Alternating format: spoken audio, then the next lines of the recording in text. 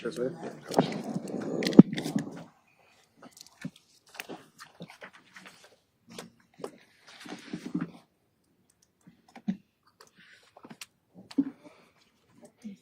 All right, 7 o'clock, we'll call the meeting to order. Madam Clerk, will we have a roll call, please? There we go. Okay. Committee member Craig. Here. Committee member Solomon. Here. Committee member Maruko. Here. Committee member Narayan. Here. Committee member Pinsler. Here. Committee member Taveras. Here. And Chairman Stretzenberg. Here. Mr. Craig, would you lead us in the salute the flag, please? Certainly will. I pledge allegiance to the flag of the United States of America and to the republic for which it stands, one nation, under God, indivisible, with liberty and justice for all. Thank you, sir. Is there a motion for approval of the agenda? Mr. Chair, I'd like to change the agenda, please. If we could have item I5 come before I1. Okay, is there a second for that? I'll second that. Motion and second, all in favor? Aye. Any opposed? Hearing none, passes unanimously. We have the order of agenda. Wait, we just moved the item, but I would like to have a hard cutoff of adjournment at 10 o'clock. 10 o'clock? 10 o'clock. 10 o'clock. 3 hours. We shall do our best. I think we can make that tonight. Noted. Okay, blue folder items. We have a couple of blue folder items. There's a motion and second to receive and file.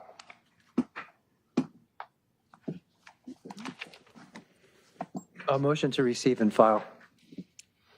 Is there a second? Second. I didn't get anything. You need to see if file what?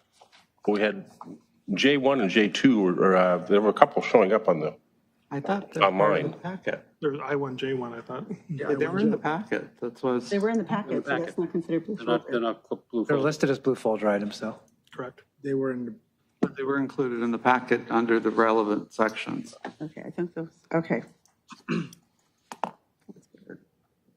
I think the memo was from last month as well. I think those are prior blue folders. They were. Yeah, they're prior, so we don't have to go through them again. okay. okay. So I'm curious why they're in the blue folder on the agenda then. On the online they were. Okay, let me look here. Let me look, because that was an oversight. Yeah, that's from February 23rd, so they didn't clear it out. Okay. Sorry about that. To let someone know. Let me get back to that then. Understood. So we're clear on that one. We don't need that now. Correct. Very good. Consent calendar, just one item, approve the affidavit posting. Is there a motion second to approve the consent calendar? Motion. Second. Motion second, all in favor? Aye. Aye. Any opposed? Passes unanimously. And we have Excluded, we have no excluded consent calendar items then. Public participation on non-agenda. This section is intended to provide members of the public with the opportunity to comment on any subject that does not appear on this agenda for action, limited to 30 minutes. Any members of the public wish to speak this evening? And do we have any Zoom or e-comments for this? We have no Zoom comments for either one, even consent. And then we have no e-comments. Okay. Okay, hearing none, we can move on then. And we have now item I5 we'll be starting with, discussion and possible action regarding Article 11, Section 11.2, the city attorney. Mr. Pinsler, if you would kick us off on this, you provided a tremendous amount of work. I want to thank you again for that. And not only for putting everything together, but for the summary that you provided that gave us a great overview. So would you like to speak to that? Thanks. I'm kind of a geek about this. So there are 120 cities that I've listed as charter cities. There are some people who say there's 121. Some people say it's hard to figure for sure, but that's 120 cities that I've been able to figure. And a quarter of them have what are called mini charters. That was sort of in vogue in the 80s and 90s and early 2000s, where the state was doing things that you could avert by becoming a charter city. So they created a mini charter, which basically says we're a charter city, and that's the end of that. And there are 30 of those of the 120. So 1/4 of those say nothing at all about a city attorney. Of the remaining 90, there are 10 which have elected city attorneys. And only one case of those does it specifically state, and this was a question we had before, about whether it needs to state whether it's an individual or a firm. And only one city specifically says the word firm, and that's the city of Shafter. And I listed there the verbiage from the city charter that states that.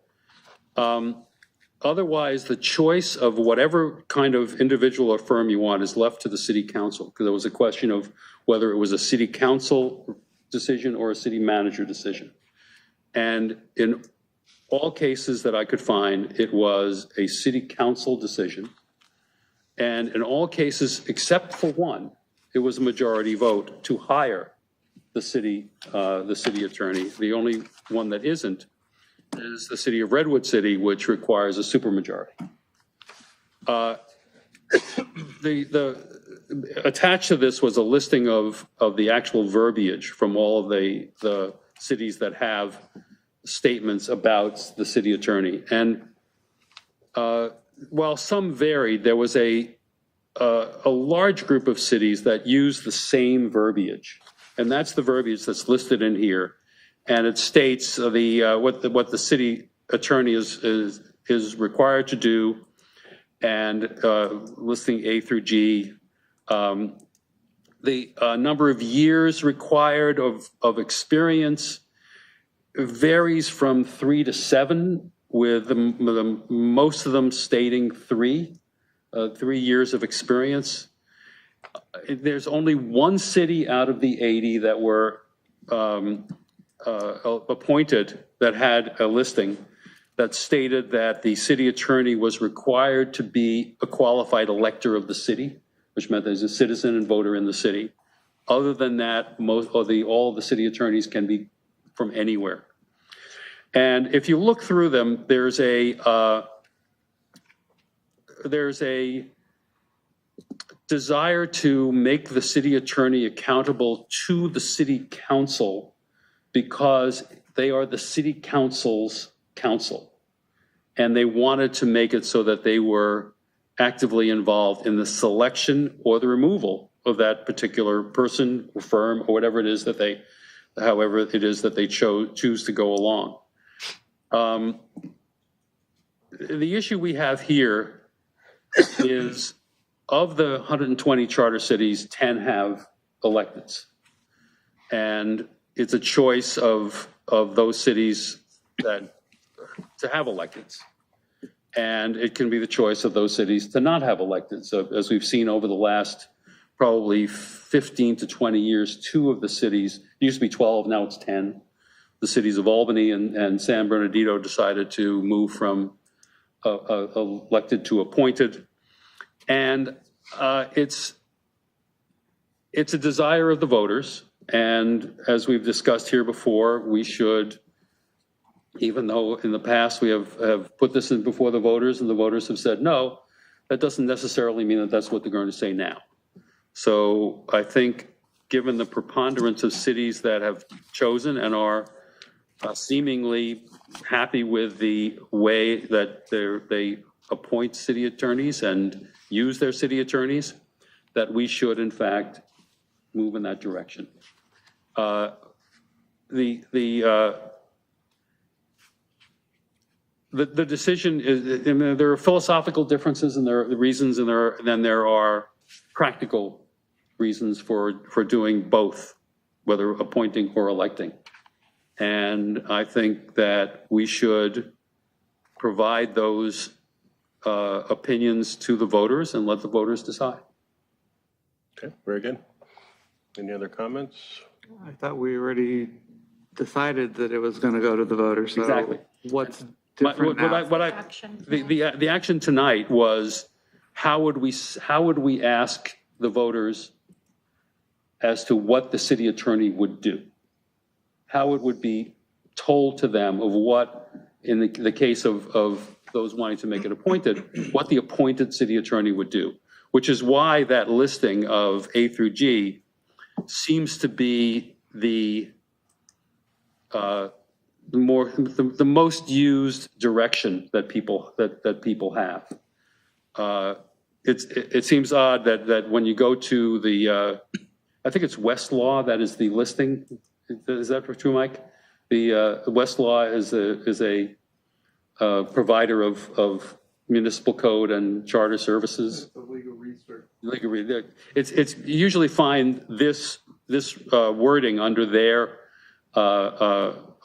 listings, and they are the larger listing service. It's one of two legal. Yeah. Research, Lexis, Nexus is the other. Yeah. So when you find this and you see the exact same wording going from city to city, you assume that that there's a reason for that. Just to indicate, one of the issues that's been stated here was the issues of prosecutions. And on letter F, it says prosecute on behalf of the people all criminal cases of violation of this charter and of city ordinances and misdemeanor offenses arising upon violation of the laws of the state unless otherwise provided by the city council. That's the only one that there is greater variety of. And this committee has done repeatedly mentioned the 400 plus cities, the vast majority appointed city attorney. But to be intellectually honest, there's only 13 that do state misdemeanor prosecutions. 10 in LA, San Diego, Anaheim, and there's one in Northern California. So it's curious that some of them that absolutely do not do state prosecutions have that language in their charters. You would expect to see it in, say, Burbank or Pasadena. And I've long given you my view of council having control over prosecution. Yes, and this prosecution thing actually exists outside of this county in a lot of these charters, but they don't do it, which may be a violation of their charter, but it isn't done. So as you certainly well know, the city council can decide pretty much anything it wants to do, but it is whether or not to prosecute exists in those charters. If you look through the backup material, there's a lot of this that appears there. They may not actually do it. Right. It just, in some, there appeared to be more variation, and I didn't go through it in great detail, but some limit it to municipal code violations, and city violations. The private attorney that came here and spoke to you would talk at great length about the movement towards administrative citation. That doesn't apply at all to state misdemeanor prosecution. So I think they were talking apples and oranges, but that's the only one that there's not unanimity. But under this particular verbiage, those prosecutions could be done. And that's something we can work it out. And we can, yes. Yeah, I'm not commenting on that. So. Right. But at any rate, so the reason for this, the question was raised at the last meeting. What is the standard? What are people, other cities doing? This is what other cities are doing, and it indicates to me that the decision of electing versus appointed is less a practical one than a philosophical one. Do you want to elect the city attorney or do you not want to elect the city attorney? If you don't want to have to elect the city attorney, you can appoint one that does basically what our city attorney does. And it's simply a matter of policy. It's a matter of policy. Yeah, one of my big takeaways from this is that it's much simpler now that it's boiled down than what I would have thought it would be. And we don't need to go into those details about should it be a firm, should it be, those things do not need to be prescribed. The basics here, and we see a range, which is great. We can make it more complicated. I wouldn't want to go in that direction, but keeping it as basic and straightforward, what is the beauty of what you've done here is that it really boils it down. It's not that difficult. It's not that complicated. And that's one of my biggest takeaways from this. The top level decision is the one that's the more complicated. Do we want an elected or do we not want an elected? The process of what the city attorneys do, and you could speak to that probably better than most, is pretty much the same.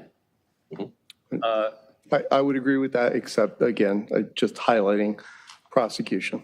Right. Because although there are only 10, there are also only 13 that do prosecution. And so since the drive is to do what most is doing, you have to ask yourself, why are you leaving that part in here? You have to ask yourself. Right. I have strong feelings on it, having And these are matters been of here. policy. Well, yeah, but they affect justice, and that's not just a mere matter of policy. It speaks to. So I'm looking at page 501, which is the page that you did all the summary. I'm looking at our charter, page C10, and with the exception of the sequencing, it looks like it's, what you have there is exactly the same as what we do. So. Yeah, the issue was this an outlaw? It actually started was individual versus firm. That was the first thing. Should we define what that person should be? And the answer is no, because it's up to the council to do that. And then I got into how the council members, because the question was, is it the city manager or the city council? And in all cases, it was the city council. Was it majority or supermajority? There's only one supermajority. Is it a firm versus there's only one firm that's listed? So, and does that person have to be a resident? There's only one place that lists the requirement of a resident. So the question comes down to that's a pretty much even common denominator. The primary question is elected versus appointed. That's as simple as it gets. I agree. The other thing to consider, and I'm not recommending this at all, but it's similar to what you did with ranked choice voting, which is taking, basically essentially taking out the charter and leading it to the council so that they can do it. There's a state law section, government code on city attorneys, and you could default to, I'm not suggesting this remotely, but I think those were the other things that the committee was to consider is, do you leave it in here or do you just leave that it's a management position? So that was the one other thing that you had talked about. I know Committee Member Taveras had talked about separating them, and I took great umbrage at the way it was presented as if it was a full discussion, but it's not a model that is used anywhere in the state of California, which is an appointed city attorney and a separately elected city prosecutor. The only model like that is Long Beach, where they have a separately elected city attorney and a separately elected prosecutor, which has pros and cons of its own. I don't know that I would oppose that if that's what you were talking about, but it's not what you're talking about, so. And to get back to ranked choice voting, what the charter change didn't call for ranked choice voting. All it said was, we give to the city council the means to choose what way to. And that's what I'm saying, just to remind you of what you were talking about, is that it's because Committee Member Morocco is correct. The language is similar to what we have now in terms of the duties. One of the things I thought you were talking about, Dooney, you talked about firm or, appointed. And as you pointed out, that's really left to the council to decide. The other thing was, do you want to freeze this into the charter, or do you want to leave it entirely up to the council to decide. And that was an issue that you'd raised in the past. So. Mr. Solomon. So I have a few questions, a couple questions for clarity. I think it boils down to what, if I'm understanding you correctly, is there an effective alternative model for legal services within the city? That's really a summary of the question. And that, to the chair's point, then you don't really need to get into, or wouldn't want to get into perhaps, presenting the alternative legal models, simply asking the question, would you consider an alternative legal model? Is that accurate? Do you wish to say anything, or? No, go ahead. What I would do is, I would recommend to we've got to recommend to the council. We recommend to the council that you place on the ballot whether or not to elect the city attorney, and that the core of what is in the charter in terms of the requirements of the city attorney remain the same. Essentially, because what's here is essentially what is there. We can use this language and say, if you want to make it this, make it this. There's two things there. One is the same in that these are the roles of an or a city attorney. Regardless. Right. That's not something I think would be of much consequence, or rather controversy. That part of it. The controversy or the question being that if you're suggesting that the legal services are carried forward by a person who is not an elected representative, but rather an appointed representative, and not submitting an alternative idea to an elected person, or the reasons behind why you would suggest that person no longer be an elected representative, I think that would not succeed at the ballot box. I don't know that I think that people would want to have a better understanding of, well, if not an elected, then what? Mm-hmm. And I think that's an important component of it. The other thing I wanted to clarify, just step away from that point for a second, is we don't do felony prosecutions. Is that correct? Straight felonies. So we've talked about in the past, we prosecute what's known as wobblers. And that means my office will never prosecute a murder or a rape. However, in LA County in particular, many charges, a wobbler means it can be charged as a felony or a misdemeanor. And in LA County in particular, which may lead to why 10 of the 13 have historically been prosecuted more as misdemeanors. And so we'll prosecute assault with a deadly weapon, domestic violence, auto theft, a whole host of serious crimes. As a misdemeanor. Yeah. Do we still utilize the TAP program? We do, not as much as we did. So the TAP program is something that we may, our office, city attorney's office, may proceed through trial of a misdemeanor prosecution in some situations, and in some situations we may utilize TAP. Is that a fair characterization? Well, yes, because our job is to see that justice is done, and that gets harder with every change in overcrowding with county jails, with any number of factors. And the offers that you want to see that justice is done, and your offers will depend on how many crimes, how many cases you can prosecute. So as an example, in Compton Court, we've had public defenders show up from Compton and they say, no one in Compton goes to jail for stealing a car. Now, stealing a car is has a big impact on the victims.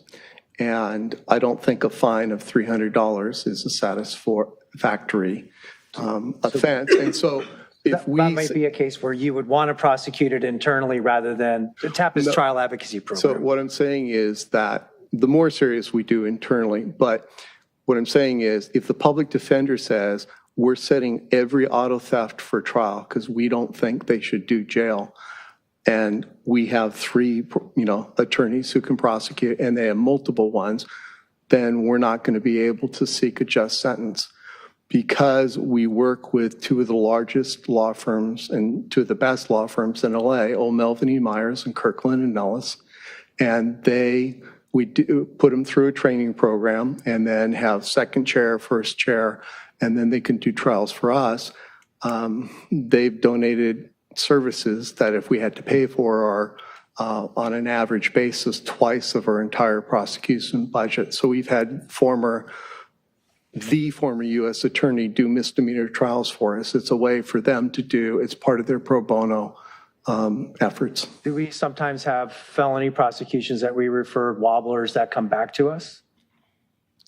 We have. So if you've got something that's a wobbler that you think it's important that it's prosecuted as a felony, does that sometimes go to the district attorney and maybe refer back to us as a misdemeanor? So the decision of whether it's a misdemeanor or a felony belongs solely to the DA, although on occasion they can file felony cases and the judge can grant what is known as a 17B motion under the penal code and make it a misdemeanor. And then we inherit that case. It's not up to us. Sometimes we'll point out something that we see that, and we'll give it, we don't directly take it, but we'll suggest to the detective, you might want to push a little harder on this case because it seems unjust that this is only being charged as a misdemeanor. Okay, thank you. Did you hear an answer to your question? Yes, I did. Okay. So to circle back, based on. Did you not understand it? I'm fine. Okay. Okay. So to circle back then, I think posing the question on an amendment of an elected or not elected, if you leave it as that and don't talk about how we will still have prosecution No, services. I agree with that. I think we should present to the council, this is what we recommend. This listing here, A through G, is what we recommend that a city attorney do. If you want to change it, you can change it. But it should be presented with the concept of changing it from an elected. And then it would be, and as an adjunct to that, if you no longer had an elected officer, or rather had an appointed firm, then these services would still be carried out. Exactly. I just think that's important to have that clarity. That's what I would do, yes. Okay. Yeah, the Thank clarity you. that we're not losing anything. Right, yes. Okay, very good. Anyone else? Mr. Ryan? Yeah, I got something. Yes, Mr. Rock. So the one issue that you didn't address in all of this is in the same charter section, you've talked about that the area is so complicated that we actually had to do it as an appointed, but you don't address the full-time versus part-time position, and that was something that was actually put into the charter by a vote of the voters. So what are you going to do with the full-time versus part-time? The way I read it in the review that I made was that for the most part, they are making contractual arrangements with whoever is there. For example, with the gentleman we saw here is a city attorney for 3 cities. They happen to be of a certain size where they can't really afford a single person, or that person can serve as maybe if you can speak a little bit more to this, because this is what you do. Yeah, the way it works with firm is you have somebody who's the named city attorney for a particular city, but when you're at the firm, there's a whole team behind that. So, anybody that might deal with specialization in land use and housing, or somebody else that might focus more on code enforcement, et cetera. So usually, there is a primary named city attorney, but there's a whole team behind them that does the work. So the full-time versus part-time, isn't really relevant. Like we wouldn't work on a full-time basis. It's Actually, I would disagree with you on that. if you're hiring the outside person. If you're hiring an outside firm, Or an outside firm. we've been before this body where everybody has said, everything is so complicated, you need all the specialization. That's one of the reasons they put in the full-time position in here. So I go to your firm and say, okay, I need somebody to do all these things full-time, to do all these services correctly, which is what we have going on now. So I think it is a relevant thing. It was relevant when the voters put it in there. So I think you do need to distinguish, if your goal is to make it whatever the council needs to be done, that's one model that you can go to that takes out the issue on it. But I think I raised this about 4 or 5 months ago, that if you're going to an appointed position, as I think Mr. Pinsler has pointed out, at some point, you're just contracting for municipal services, so why do you even need it in the charter? Go ahead. If I could. We have examples around here where cities once had named specifically hired city attorneys, and they've moved to firms. And there are ones that have gone the other way. The contracting capability of the city council would determine, let me step back a second. I'm not familiar with the reason why full-time was placed in the charter. There are lots of things in this charter that are weird, as you well know. And we don't know why. I mean, perhaps it was an attorney back in some day that wanted a full-time job and didn't want to be part-time and got it put in the charter. So there's lots of reasons why this was. When you hire a firm to do a certain set of services, and it's done by a firm, and perhaps you can, what you were just saying, that it may not necessarily be an individual that is full-time, but a firm that is full-time, where it can be called upon at any time to, under that contract, to do that work. So when you say a part-time, I think you're denigrating the contracting capability of the city council. That if it doesn't have to be an individual that is full-time, the fact is that if the person who knows about land use is the one sitting in that chair, that's what your service, that's the service you're getting provided. If you're in a small city, you know you're not going to get somebody full-time. We're kind of in the middle of an area where we could hire somebody full-time, but that person would not be as widely expert as we might want. So that person would be either contracting out or bringing other members of their firm in. I think you're making this more complicated than it needs to be. I think you're being a little bit more naive than it needs to be. It says full-time to the duties of the office and not engaged in private practice.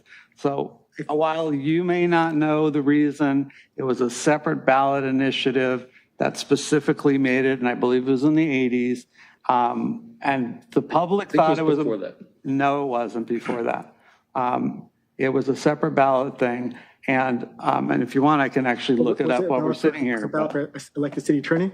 What? Is it ballot for elected? They changed the charter for elected city attorney, right? So here's the history. Well, Before we had a charter, we were basically an appointed city attorney. With the first charter, it was an elected. The second charter was elected. In the 80s, they decided to make this 40 years, full-time. Yes, 50 years, yes. So for the 80s, it's full-time with elected city attorney, right? What? For the 80s, it's elected city attorney, right? Yeah. No. Full-time. Full-time. No, it became full-time. It didn't specify before what it was. So when did it become elected city attorney? When did it become elected city attorney? Was it concurred, I think is what Oh, you're yeah, asking. yeah. 1935, Yeah, it so became it's elected. 50 years difference, right? It's like 35 or 30, the 30s to 80s. Became elected in the 30s, became full-time in the 80s. It didn't consider being like a corporate entity coming to have multiple skill sets to run a city. So it's a different time when this was written in the charter. Now companies could have different skill sets, like a municipal code or whatever, harbor commission code. I'm not sure the specifics, but every company have different skill sets that focus on different tasks for the city. So it shouldn't be a full-time for one individual person. Maybe it's full-time as a company, yes, but not as an individual person that needs to be the city attorney. That's how I see it. Okay, so in the 20s, it was the same. The 20s, you had one individual that was appointed by the council. 100 years ago. Huh? 100 years ago. Things have changed. And that makes things wrong? No, it makes it that things have changed. Companies have changed. Corporations have changed over 100 years. How they handle different municipalities has changed. So I don't want to relate it to 1920 to 2020. It's very different now. And the workload was. And to me, it almost seems like an artifact of a different time. Yeah, different time. It's a 100-year difference, and the country has changed so much in that time. And Not that it's wrong. and you're saying the system is broken the way it is, No, that it needs to be I'm changed. not saying it's, I'm just saying the full-time aspect you're pulling out right now. I think you're just focusing on just the elected city attorney when that was put into this charter in 1980 something. Yes, That's different. but one of the reasons you voted to have the person as an appointed, you were a part of the vote, I did. was because the area is so complicated that you needed all the specialization that, are we on the same page on that at this point? Somewhat, yes. So that you needed, this tells me that somebody's got to devote full-time duties to it. You're saying it's so complicated that we need all sorts of I'm not things. saying it's complicated. That is helpful to have people devoted to different things. If we're going to have a city appointed firm, it's okay to have people who are specialized in certain topics to handle that portion of a case. Right. That's not law. And you've just made my point that No, I we did not. don't need a city attorney in the charter at all. I did not say that. I never said that. Why do we need a city attorney? To handle the laws of the city. But the city council can contract with other attorneys and firms, Yes, they could do that. irrespective of the word They city attorney. can do that as correct. I'm So not- why do we need a city attorney? That's what I'm trying to understand. You want to take the full time out here. Now, if I don't get- That's one of the aspects of it. I've raised it before. Why do we need a city attorney at all in our charter? To advise the city on all matters of law. But they can contract represent all. people to do that. You could do a lot of things. Exactly. I understand. Ron, 30 cities do that. 30 cities have no listing of a city attorney, and it's done through contracting, through the municipal code. And the listing of what the city attorney does should be in that. It frankly doesn't, in reality, it doesn't really matter. If there is a statement, being in the city charter, as we discovered, the changing of it is more complicated than you can if it's just a resolution or an ordinance. So by having it in the charter, which 80 of the 90 remaining cities have, it's a statement of the fact that this job exists, that it is prescribed to do these things, and that there are responsibilities for that. Whether or not that is a firm or an individual is, or an elected, is to me the choice of the electorate. Mm-hmm. But listing what the city attorney does, 80 of the cities do that. 80 of the remaining cities do that. Which is really just kind of setting the minimums. It just says what it Here's is. the And basics. the city council can change it, can add to it anytime they want Add to. to it, yes. They can add additional capabilities. Also, in some cases, it gives pretty specific things of what happens if you vacate the office. If an individual doesn't show up, what do? How do you get rid of them? Because it's in the charter. There's ways of doing that, and what they have to do when they leave. But if you fire a firm, what is it that they have to do before they leave? Those things, that's the reason that they're in there. These things are in those charters. So you're advocating that it's necessary to have a city attorney provision in the charter. It's not necessary. But that's what your position you're taking. I think it's the right Okay, thing to do. There you go. Give people an option to vote on it. Okay. Are you taking a position of possibly taking it out completely? Because I haven't heard that until now. I've mentioned that Okay. prior times. Just doing to it. completely remove it. Well, I'm trying to understand why, if you're making it an appointed position, you even need it in the charter because, again, the city council can hire municipal council to do the same jobs that are being done that you're saying. And the point has been proven that it does not have to be in there, but as a committee, we're feeling that it should be. Okay. It's a good thing. I just wanted to flush out what the position is. We're somewhat taking the opposite tack potentially with the school board. We're saying maybe the school board shouldn't be in the charter. And it's just what should and shouldn't be it's a choice. It's a policy decision. So I did have one more question. Okay. So the council kicked it back to us. We're basically the same spot we were in November. So what exactly are we adding to the discussion? We are with I think a much better understanding. I wouldn't. Part of the thing was the council, we were under the impression that we had a time frame to get that to the charter, to the council. And that wasn't the time frame, the proper time frame. So they basically said, okay, well, you don't have to do this right now. While we're not doing something, why don't you look at this? Yeah, and I think initially our That's what we're looking at. discussions went into the, should it be a firm, should it be an info? We were thinking we needed to prescribe that. What we've realized here, we certainly do not. In fact, we probably don't want to. No. And that's just part of the learning curve as we get our wings on us, that these things come into play. And, you know, Bob's done a great job of putting it all together and summarizing it. So I think that's where we're at now. And I will also report out that I did speak, you know, per your recommendation last time, Mr. Morocco, I did speak to Mr. Wazansky, and he has vetted from a list of 9 firms, found one that he will recommend to the city council on Tuesday. So that is happening, which is good news for us. That will be specifically for forming the actual charter language, not for making the decisions that would be considered the policy decisions, which is where we're still at.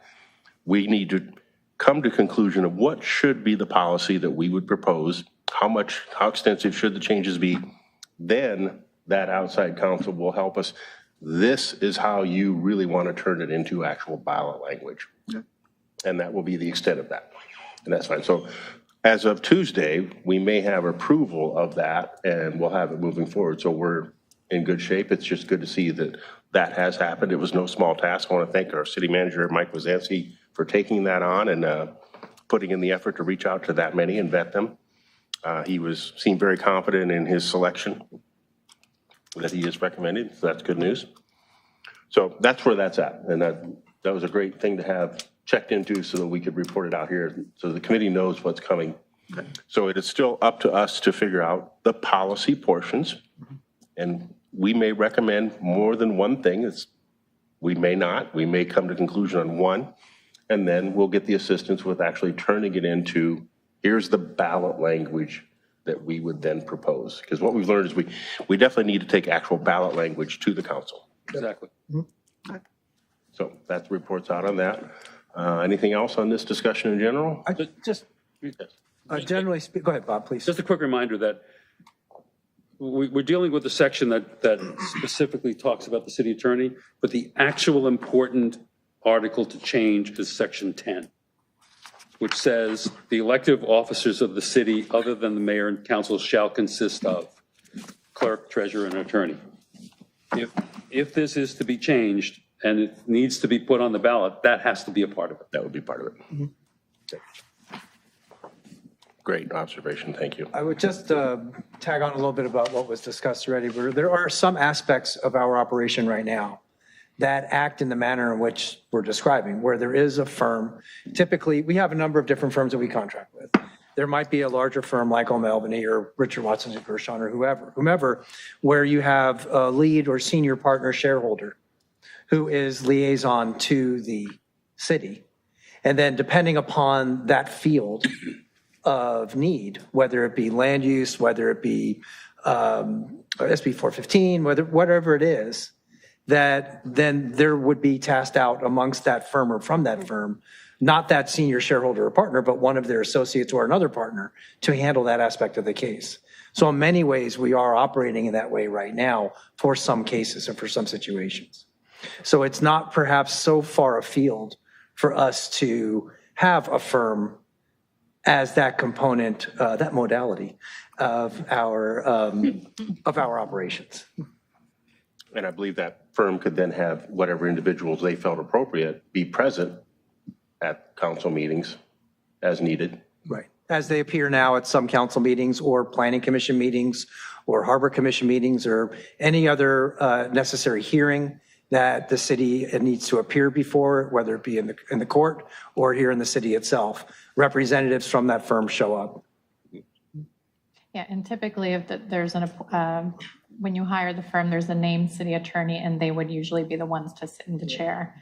And then, if there's associates that have worked on particular items that are before the council that day. And I think there was a time we were thinking we needed to actually prescribe that, but the answer now is we really don't. And even in the one time when firm was used, it's as an option. It's not as a prescription, it's just listed. I was actually quite surprised that, because when you look through the actual city websites, which actually was another real experience going through and seeing the variations on the websites around of cities. And I know we're doing a new one for here.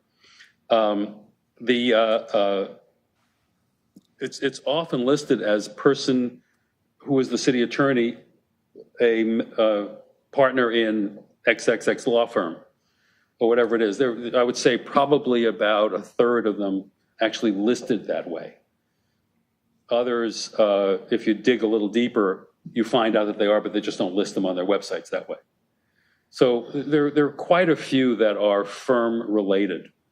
And as you get to the smaller cities, you often see the same names. There is something like 6 or 7 firms that you find around the state that do this kind of stuff. Is that about right, you think? I think it varies from Northern California to Southern California. I mean, the charter says specifically the council at the city attorney's request may hire the other firms. We actually currently have many more specialists to advise us. If you hire a firm or the council hires a firm, they're going to go with that firm. But it's only at the city attorney's request, correct? Right, because it's a lot cheaper to have internal work. If you look at the hourly rates, compare it, for fully loaded for internal, and I made this point before. So we have, but it's only at the request. So the other option is we do it internally. But if you look at the attorneys we recommend, they vary from when the council majority switches. There are very good attorneys on land use that we no longer utilize because I didn't think that they fit with the council majority. Okay. So it's a give and take. I want to spend more time reading through each of these, which I haven't done yet. But was there any case where you saw anything, because I know you spent more time, Mr. Pinsler, that the removal was prescribed differently as far as the voting than the appointment? If I remember correctly, That's one thing I want to look for as I read through it. I think it was Redwood City was the only one that had the Supermajority. 2/3 supermajority required to hire and a supermajority to fire. But other than that, it was a majority vote of the And I know council. that when we looked at San Bernardino, that they were very unique in that they actually prescribed that the mayor was a voting member in choosing San the Bernardino senator. is Not really the best, bizarre. yeah, not the best example. Let's just say that there's probably books written about San And we Bernardino. will find these variations, but I love how Yeah. you've really summarized, here's the key things, here's the basics, and it does match up with our charter. It's just a It's easy different. to say that the San Bernardino elected city attorney abused his office. Yep. And that's one of the reasons that it got changed. Okay. Yep. Any other questions on this one? So I would entertain a motion to continue this item. Comment? I have no. I'm sorry, yes. There's no Zoom or e-comments for the record. Thank you. In terms of moving it on to the next, I think we should have language to send to the city council for next time around. We've already decided, I believe, that we wanted to move it to give the voters an opportunity to choose which one. I think in this discussion, I think we've come to a reasonable agreement that we kind of know what the requirements of that office are. It might be time to pass it on to the city council and say, this is what the structure is. Is this what you want? But I'm anticipating the first step to that would be to have the outside attorney review what we're passing on. Fine. Okay. But it sort of begs the question, for items that are going to be carried forward from this body that are voted on to go to the city council, do we have a mechanism in the resolution that remained, another report deadline or other manner in which we make those referrals to city council? No, I think I think in this specific case, you would decide at the next meeting what language you want to have, what you want to, the option you want to set forward. The outside counsel can review the sections, just as I did with the other language, once you had finally coalesced around a certain thing. And there's no, the only time limit would be, what was it, August of The first week of August. 2024, and there's no reason that you should have to wait because you don't have such a compressed deadline. So we can take a vote and suggest that this item be presented to the city council, hopefully to be, as a discussion item on their agenda, and it's carried forward to that point. How? Just by us making that referral? Yeah. Okay. But after the outside counsel Sure. advises Right. on that final language. So I would agree that at the next meeting, that we should come together as a body and actually propose language and really have that completed so that at the following meeting, we could then bring in, Fine with me. which would be approved, the outside counsel to review that one more time with them.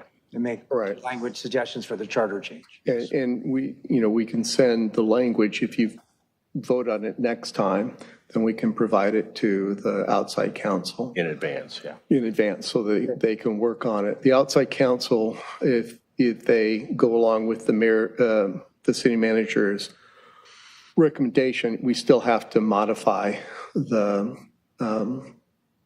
current agreement with the outside counsel and come up with the scope of work. But that should be done before your next, certainly should be done later in April so that they can appear at your May meeting. Mr. Pinzer, would you be okay in putting I that pull that together? together, yes.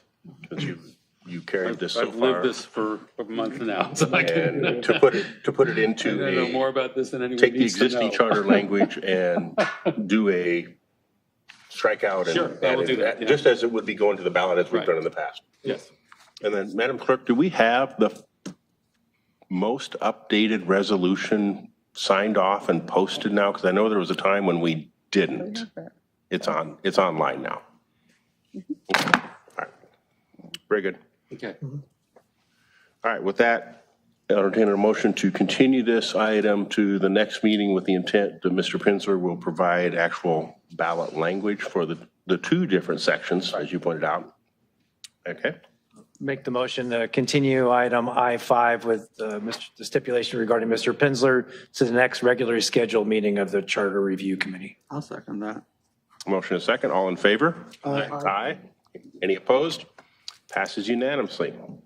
Thank you, everyone, for that. Moving on to item I-1, discussion of possible action regarding Article 10, Section 10. This is Mr. Morocco. I think we actually discussed at the last meeting that this wasn't going forward. Was it? Yeah, that was my memory, but, and I passed it along to the assistant city so clerk. I don't think so- this is even should be on the agenda because I think we. Actually, that was just what I was just talking about, was the, Okay, we went should based those off the three minutes. names be there? Well, you had the previous minutes, and then at the last time, they gave direction for this not to carry forward, I believe. Okay. Because originally it was proposed by committee member Morocco as an alternative. So, Okay. Okay, so we are not continuing, no further discussion needed at this time, and we're not continuing this item I-1. Is that, My understanding. is there any public or e-comment before we do that? None. It is still on the agenda. Right. We have none. Okay. So I don't think we even need a motion or anything to close that out. It's done. Moving on then to I-2.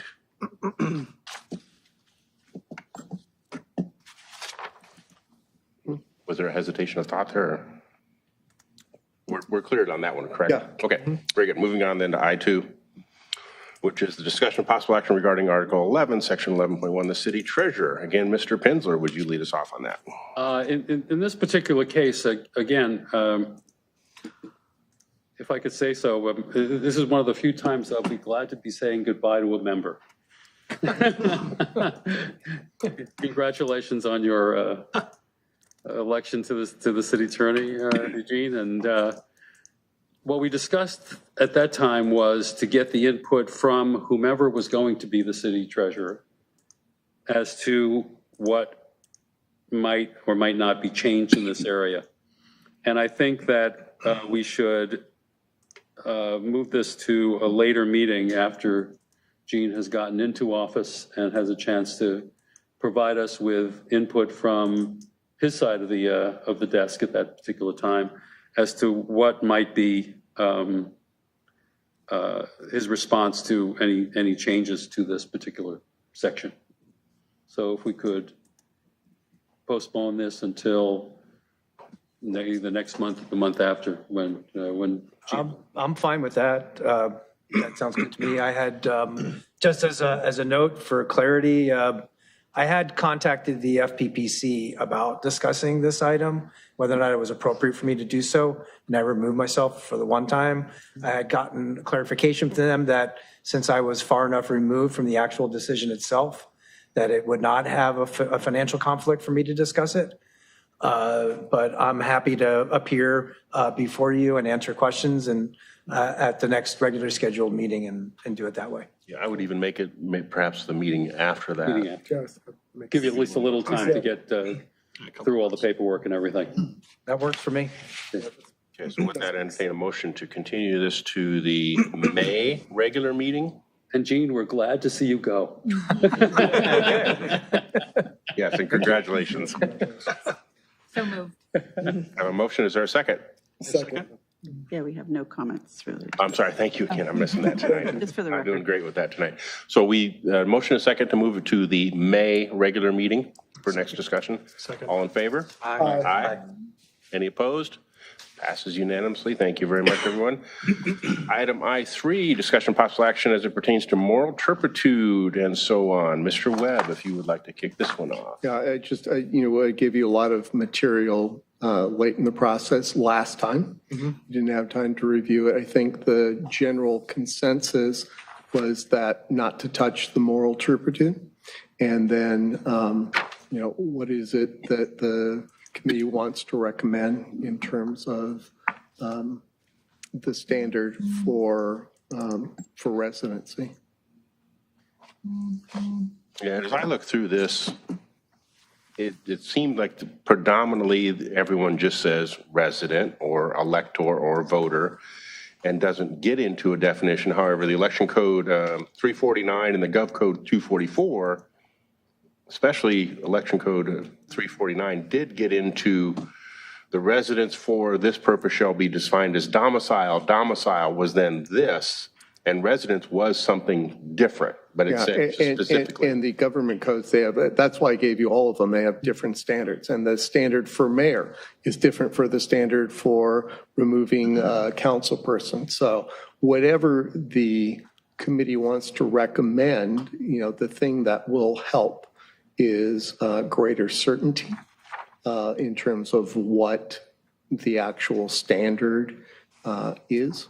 And I think we'd had some discussion of what is the actual mechanism. Do you want to continue to leave it up to the council to decide? Do you want to punt it to the AG? Do you want to do a hybrid where the council can refer it to the attorney general to give permission to file a quo warranto action? But mostly it's important to come up with a standard where whether it is elector or, residents or some charters use abode, you've got, and it would be good to use the language more so than necessarily refer to one particular code, because that may change over time. You could say elections code, X or government code X. Well, if that changes, then our standard for removing elected official changes. Mr. Pinsler? Mike, I know this would be an opinion, but when you read through these things, a couple of things stand out. One is, it looks like 30 days is a regular time frame that most cities have for having been a resident in order to get elected. Right, they do it, it's different for your qualifications to become a candidate than necessarily your qualifications to remain in office. But, yeah, but the becoming a candidate, because that was part of what the charge was. Right, is exactly. What should be the requirement. 1 year, which has been raised, seems, I don't see anyone doing 1 year. And there is, and I mentioned it, I have yet to find it, but there was a report from Stanley Remmeyer that was referred to in the body of some document I saw from the Charter Review Commission, and he opined that you couldn't do more than 30 days. And we talked about there becomes a problem in denying someone a benefit, such as the right to run for office, if you have too lengthy a delay. So, Yeah, we consider that 1 year would probably be problematic. yes. 6 months, maybe. Yeah, I can see that. I know it's almost all 30 days, and that was the Mayor Pro Tem's suggestion. I'm not sure where it came from, but clearly you have to fix the definition because we just need to have certainty on what the definition is. But I'd have to feel comfortable that some other city had been, they'd found, 60 days or 90 days was okay. But when you look at them, they're all 30 days, Yeah. or most of them.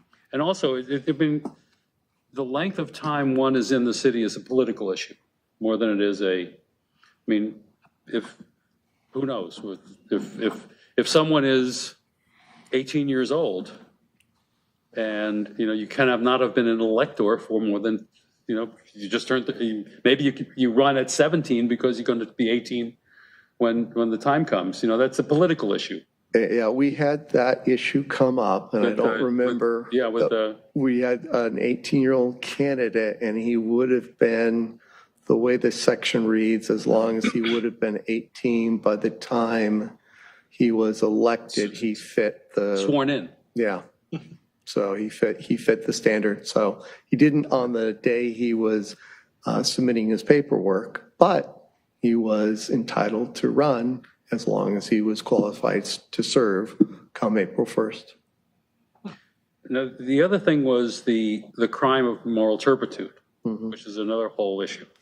And the definition of crime as opposed to a violation or as opposed to a determination of moral turpitude. Those are very different things. They are. And so it's been publicized. We have a council person charged with moral turpitude in the bar proceeding, just charged. Doesn't matter what the outcome of that is. He's not going to be removed from office because it says crime. Now, a few of the charters demand that it be a felony. In LA County, that's a really high bar. And so, that it would be a material difference because, as I mentioned, we prosecute 90+% of the felony arrests by the police department, because all the wobblers going down. So if you set, the clerk that John. appeared before you, John, he was charged with a felony, and as part of his plea, he had it he pled to felony, but had it reduced to a misdemeanor, and that is not uncommon. So you'll have, if we make a change, it will lead to a lot of people future people who may be convicted of something that maybe you think they should be removed and then not being removed. So, but crime makes it's a clear defining line, that it's got to be a conviction of a crime of moral turpitude. And then you have that exhaustive list that I prepared for you in the crime setting of what courts have found to be moral turpitude and the smaller list of what they've determined not to be moral turpitude as a matter of law. So we refer to the common law, the case law aspect Case of law, it. yeah. And that may change over time, which would, I think, be appropriate in that case, so. Yeah, it's able, there are some cases where you don't have an appellate court decision, but then you can go to the two definitions of it either is a willingness to do evil or dishonesty. And if it fits one of those two standards, you can then, the counsel or the fact finder can make a determination if it is a conviction of a crime of moral turpitude. And it is conviction. Yep. Just for clarification, we are talking conviction only in a criminal court, as opposed to, for example, FPPC will prosecute acts as well for things, so as will the bar. Those aren't criminal courts. So is it So crime is a criminal jurisdiction? Yes. That's what I want to actually. Yes, that's what I've been trying to make a point unsuccessfully since this charter review committee started. It is very different when you have a city attorney that prosecutes, and that is if we had an administrative site thing and they were found to be liable, that is not a conviction of a crime of moral turpitude. So I've tried to make that point repeatedly and unsuccessfully outside of this context. So Yeah, people hear what they want to hear. I believe Many it was, people have asked me that, and that's why I said, well, I believe this is the narrow focus it should be on, so. Yes. and I believe the I've been consensus no of more successful with people on the other side than the I've been consensus with of the this committee charter was to review leave it committee. as is, to be a crime of moral turpitude. As much as we would like a better definition, finding one is I don't worse. think, I don't think there is. And that's litigated all the time, as I mentioned, in criminal courts. That's where it comes up because you're typically having the prosecution want to impeach witnesses. And you can only impeach them if their crime involves moral turpitude. And that's why all the cases that I gave to you, or the vast majority, were people of the state of California versus so-and-so, because you're trying to impeach a witness or defendant with their conviction of a crime of moral turpitude. And there's a second step of whether it's more unduly prejudicial than probative, but that doesn't apply to removing a council member. Mr. Morocco. Just out of curiosity, so you're convicted of a crime of moral turpitude. Is it when it becomes a final order and all appeals are exhausted that you'd be able to remove them? Or is it just the fact that the initial trier of fact found that it was a conviction? That's a good question, and I haven't researched that, so. You can see this dragging out for, Oh, we Yeah, that can outstrip we term have an limits. appeal that's going on right now that's, what, 3 or 4 years now? that you've no. been waiting for? Yeah, absolutely could. I'd have to look at it.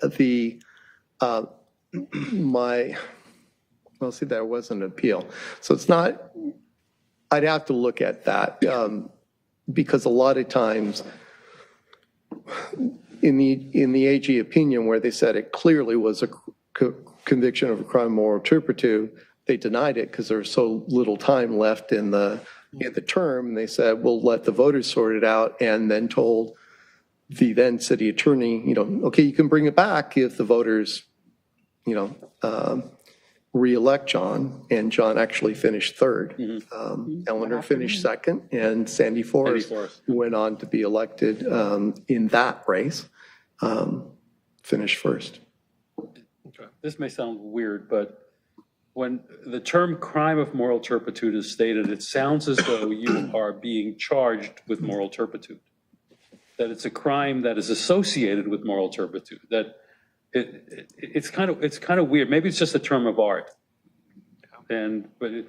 Which brings the question of, in the charter where it says, where the term crime of moral turpitude is, should there a definition be there as defined by case law or defined by something? Are those words necessary? Well, I don't think they're necessary. I want to, because then what if you don't have the case law? What if is that going to imply that you can say People versus, Johnson had that this was? Well, what if a crime that you had to go through the process of, is it involving dishonesty or involving a willingness to do evil? So I don't think there's any question about what it means. The AG's office didn't have a concern. Now you can ask 5 different lawyers and get 5 different answers, as you discovered on the council, getting the different outside opinions. But my predecessor opinion was right, and the AG confirmed that it was right and had no trouble in doing so. So the key things remaining that are a clear definition of residence, basically, and what surrounds that, perhaps, along with the 30 days. I think we're of consensus to leave that in place. The other one we had considered was the 2 different differences. One is between the offices. Should there be a difference between mayor and council in the requirements? And then should there be a difference, or should we prescribe? Because I think mostly it's to be elected, and then it doesn't get into remain in office. Well, you know, you'll have the, like, so for the council, it's or ceases to be a resident. So it would be defining, as defined by, you know, you'll want a definition of residency. And moral turpitude, the actual language is convicted of a crime involving moral turpitude. Okay. So they're not convicted of moral turpitude. Right. But forgery involves moral turpitude. Okay. It's dishonesty. You know, DUI does not. Mm-hmm. So, Mr. Solomon? I think the important thing, or an important thing, would be to have uniformity. So when you're talking about candidacy versus remaining in office, when you're talking about candidacy and post-candidacy residence, I think that you want to have a uniformity that doesn't exist now. And uniformity across the various offices. Across the various offices as well. A one size can fit. So I disagree strongly with the second part of that, having been worked here for 29 years in both as an employee and as an elected official. So the demands of the different jobs are different. So you should have uniformity to qualify as for an office and to remain in office. Mm-hmm. But the demands of the job are entirely different. And what should remove someone from a council is different from what should remove someone from the day-to-day working jobs. And what should remove a mayor should be different from what should remove a council. And there are those, so I wouldn't just pick uniformity just for uniformity, because they have different demands.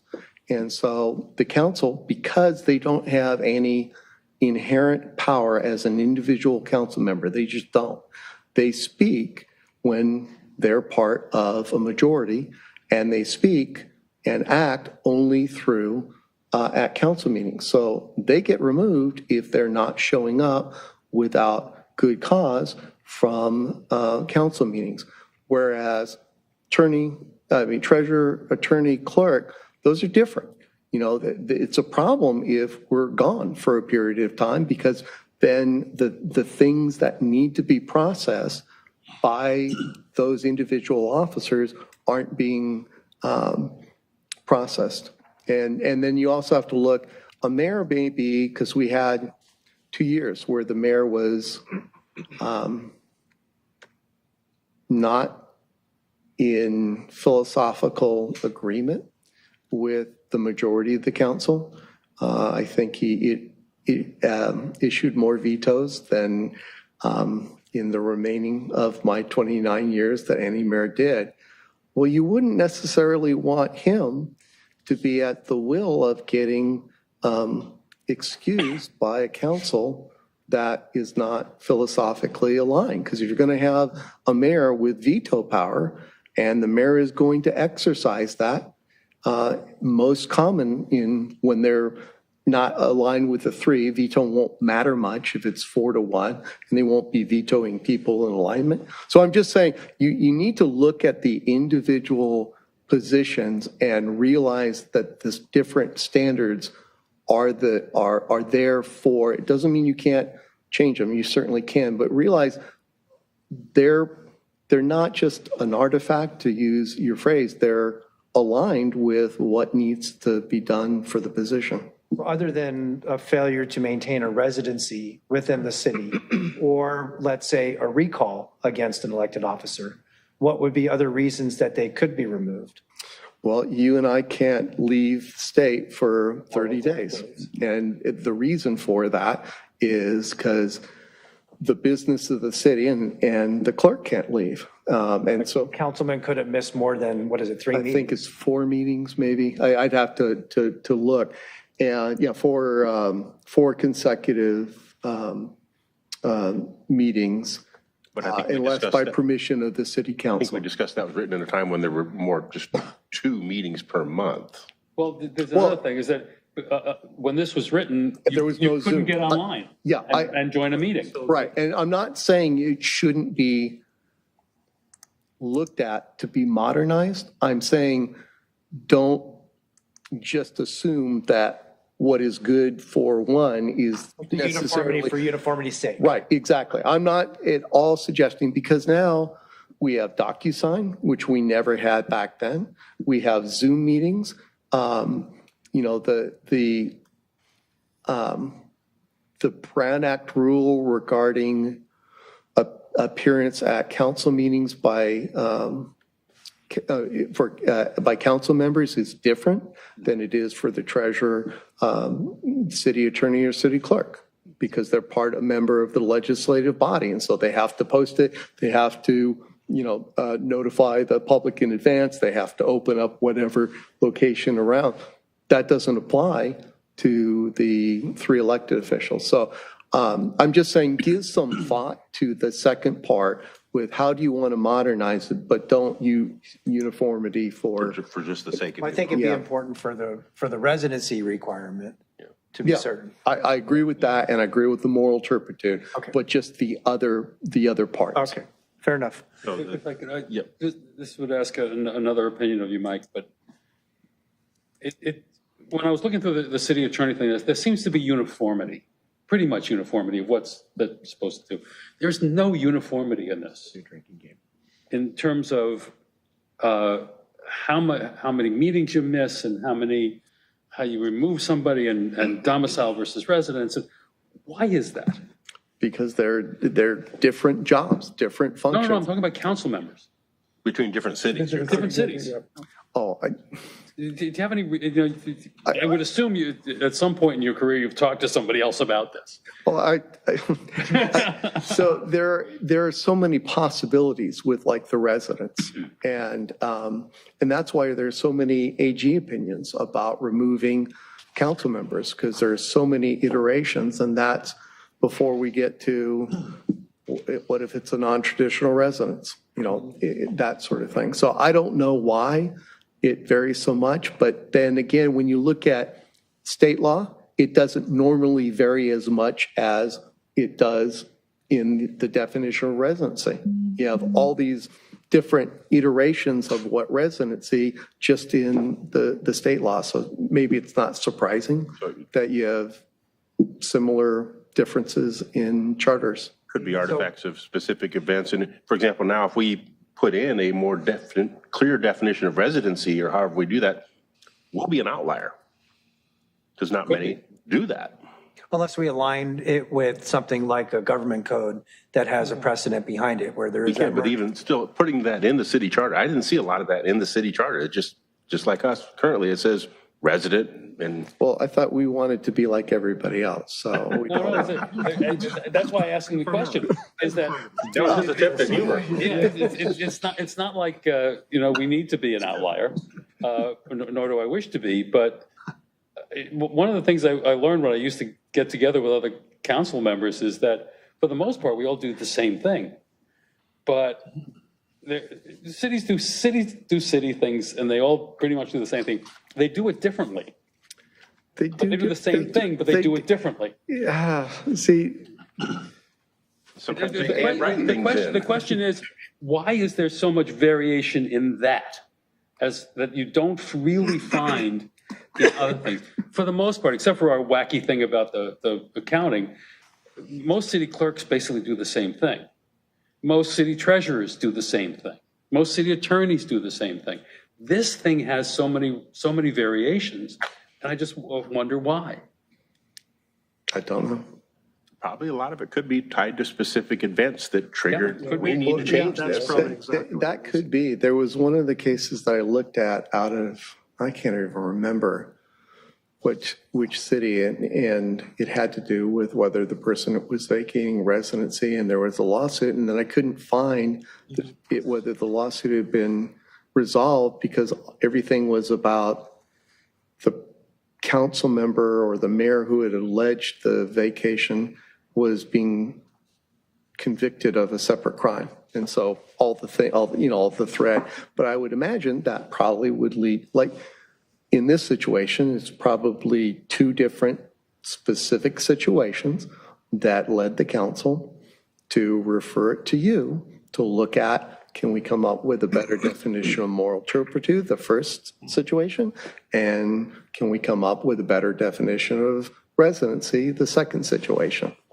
And that may be as much as anything else, something that came up. For residency, again, the two best examples I found in the documentation so far were the Cal Election Code 349 and somewhat the Cal Gov Code 244, but especially that 349 pretty much nails it with their definition of domicile, the item B of that. I know not everybody may have that up, but so that's something we could not refer to as far as don't just say election code 349, but use that language potentially as. We absolutely could. Or the alternative is everyone that says they have to remain a resident and elector basically adopts 349 as it is going forward. Just if you got to live, but that's up to you all, how you decide to do so. But elector basically is a shorthanded way of adopting 349. Why would Cal Election Code 349 not apply to us now? Because two things, we Charter City. 3 things. We're charter city. We're not like everybody else. We're charter city. We only adopted the election code for the manner in which we run our elections, not for the definition of residency or domicile. And when we added the elections code in the charter, it was like 50 years after we put in the definition of residency. And so you couldn't say that this is what that meant for residency as opposed to domicile when you had competing sections specifically to do with residency and for city council people. But it's up to you to decide what it should be and recommend to the mayor and council. I'll look at the language and point out any perhaps unintended consequences. And then, but you have to decide. The most important thing is the future elected officials and the future people charged with enforcing it can know what is expected. Okay, Mr. Solomon. I think it'd be worthwhile to take a look at that section of 244 that also references temporary purpose or residing elsewhere temporarily with the intention to return, that would be incorporated with it as well. I like the aspects of both of those. Yes. Yeah, and all the cases, I tried to give you one on, one that found abandoned, one that, or at least that they could sue, and one that didn't. And all of it talks about a union of action and intent, and that you need both. Mr. Craig. Along that same line, though, because on 349, there's an interesting point where it says that place in which the person's habitation is fixed. So my cardboard box in my front yard is my place where I live. I could use that as a definition of domicile or residence. Yeah, you can. And so in some of the material that I gave you, you'll find that that the courts or the AG have held that a non-traditional habitation may be satisfied, but there is a question raised as to whether that applies to someone who has the means so for example, if someone's living in their car and the law against living in the car can't be enforced under Martin versus Boise because we don't have places to offer them, they could register to vote, and that could be their residence. But the question is someone just is choosing to do so? It's unclear whether that could be, their residency. Right, because one of the factors that came up when this whole issue did come up was a person claiming to be living in a garage, which had no permits to show that it was legally habitable.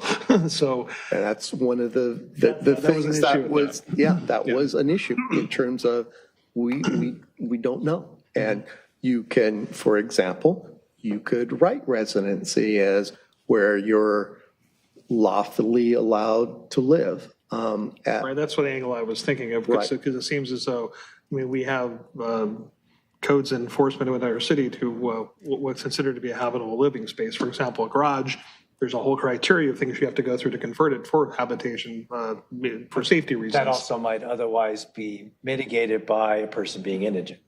Right, but then keep in mind, having grown up in the beach cities, there are umpteen number of not to code living spaces, and the council has shown, the past council has shown no willingness to devote the resources necessary. And as a matter of fact, over time, it's become legally impossible to do that. So if someone is living in a bootleg apartment and register there, you could inadvertently write something where they're not allowed to run for office. So you have to be careful of Which could be challenged by absolutely. equal protection clause. Yeah, absolutely, because so it just there's a lot to sort through. You have to decide all as a group which ones you want to go to, and then I'll look at and try and wordsmith it to the extent you need that, and then give any unintended consequences that I see perhaps being raised. So going to your point, Election Code 2028 actually ties with the businesses, and it's like you can actually have a business as your domicile if your family's not there. So I like what San Diego did. They took out the word residence completely, and they used if they move. So that focuses on the intent. You've already established that they're part of the community, and now you just have to show whether they're moved out of the area or not, which I think goes to the intent of you want your council people to be where they are. And the problem will be if we've had elected officials in the past who've done remodels or done emergency remodels, and I'm not any time in the near past. What happens if they can't find a location to move to in their district? So, Or even in the city. right. So I was just using district because it's more restrictive. And so it's like, should they be removed from office even though they intend to live at the same spot? And what happens if they have a flood, have to do emergency repairs and have kids, and they move them somewhere to a hotel that's not in their district? There are no hotels, or an apartment. So there are unintended consequences that you could cause problems for future elected officials, but there is some benefit to making it where it's lawful to abode, because we've had a candidate in the distant past, but while a city attorney, who attempted to register on a boat that was not eligible to be a liveaboard.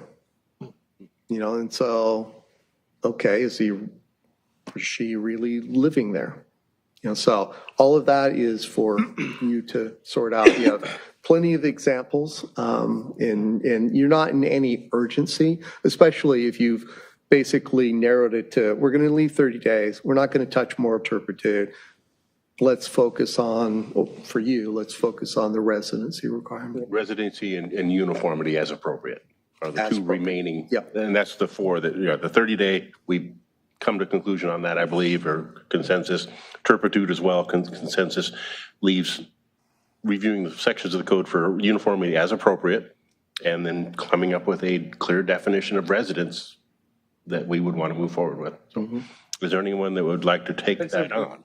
Bob? Why is there a need for both 244 and 340? I didn't say both. I said. No, I'm just wondering why, they seem to kind of deal with the same, but this is not the only time I think 244 addresses the temporary component of it, whereas I have to reread it, well, I don't know the 349 addressed the temporary There's a separate component. thing that does And temporary. you're not stuck with those. I mean, those like, are you just could the just two- take, you can take language out that you like from and Yeah, mix and I pointed match. those out. Those were the two that Yeah. stood out to me as being the most clear in providing a usable definition. Nothing's going to be perfect. Perhaps for, whenever you hear this next, you each could come up with language that you would like to propose and circulate it, and everyone can take a look at it. At the meeting. Yes. Yes. Traditional residence. That would be good. That was Mr. Solomon's attempt at humor. Okay, so I think we're in consensus here. Is there someone that would like to take point on this? I know we have two alternates here this evening, and I thought I was on the point on this one, just waiting for the stuff from the city attorney. I was supposed to work with the other attorney on it. Yeah, so it was. Talked about that last Yeah, it was, well, 2 times ago. It was Mr. Morocco, it was either you or a member Which now I'm Wonderly. primary, so Right, well, I'll be happy to work we with you have on to, this. did Or Laura? not yet, Okay, so we need to do that. get official. Yes. yeah, and there needs to be a That's new alternate. Well, I think she wants to, they want to switch, I think. Yeah, we were just gonna Ms. switch. Wonderly wants to be alternate, and so I plan on raising that with the new council person as soon as he gets sworn in. But the idea was that, that we meet to go through that, so if we can, And I would say we don't need to bring this back at the next meeting. We can't. that would be good, because then I can get that taken care of in April, and then we can prepare for May. Move this to the May or even the June. Preference from when you think you'll be ready, I guess. Now that I know who I'm dealing with, I can just communicate with her and start working with the city That attorney aspect on it. helps. Yes. Knowledge. For me, June would be better. Yeah, and I kind of like June too, to put it out there. Okay with it. So is there a motion to continue this item? Okay, there are no, Oh, Brad, Public, thank you. I'm just missing that for the completely record, tonight. thank you. Thank you. When's the May meeting? Excuse me? May meeting? May meeting? Yeah. The Their dates are on the 25th. Okay, I may not be here for, I may not be here for that. I think that's okay for our, we're not going to finalize it at that point, but bring it back for a more clear discussion. And So is this the June or May? we said June. Bringing, I thought we said June. June Oh, yeah, 22nd. June, I'm sorry. Yes, Okay, June. yeah, I'll be Okay, here that's for what I- that. Yeah, Okay, thank you. okay. So is there a motion and a second to continue this item to the regular meeting of June with Mr. Morocco, and I'll make the motion to do that. is there a second? Second. Motion and second, all in favor? Aye. Any opposed? Passes unanimously. Thank you, everyone. Brings us to I-4. And is this still in play, or is this another one that's an artifact of something? Mr. Prinzler, is this has your name on it, didn't it? Regarding the city clerk? No, No, this is the, approval of demands. yeah, Oh, Article 11, Section 11. We're done with that. That's That's charter voted and now.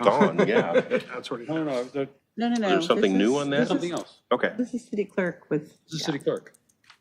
with the approval. of Ah, minutes. We're in that aspect of it. Yeah. Okay, I'm sorry, The yes. issue here, I sent you a copy of the red line, the crossed out version of what I'm proposing, what I wish to take out, which one things I want to revise.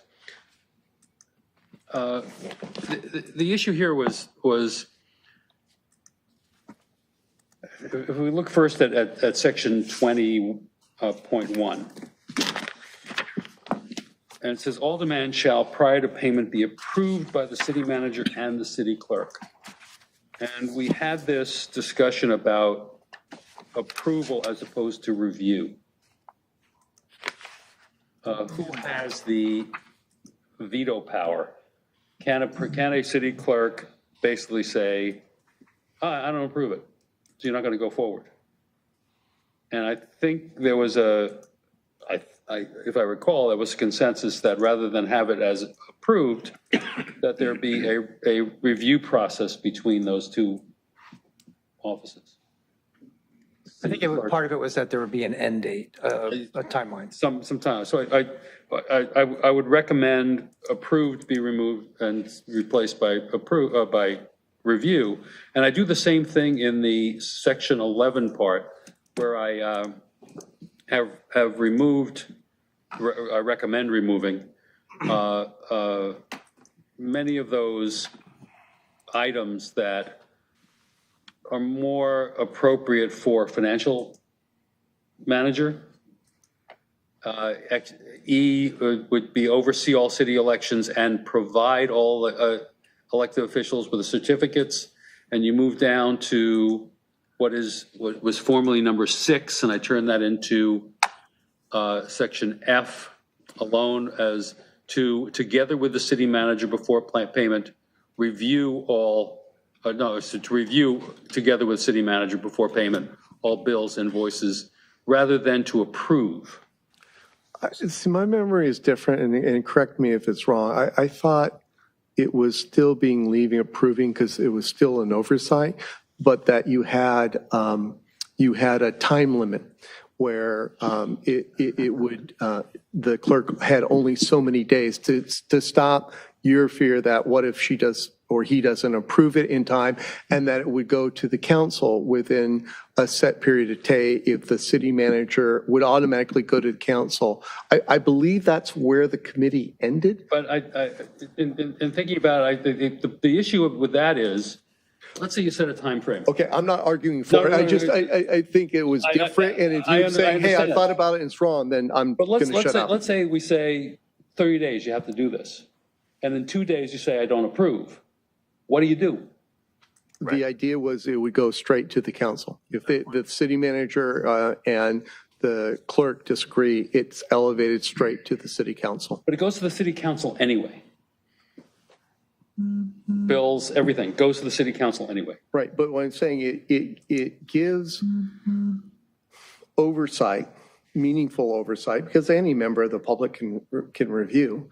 And if there is, the council is going to review it differently if there is truly a discrepancy from the city manager and the city clerk.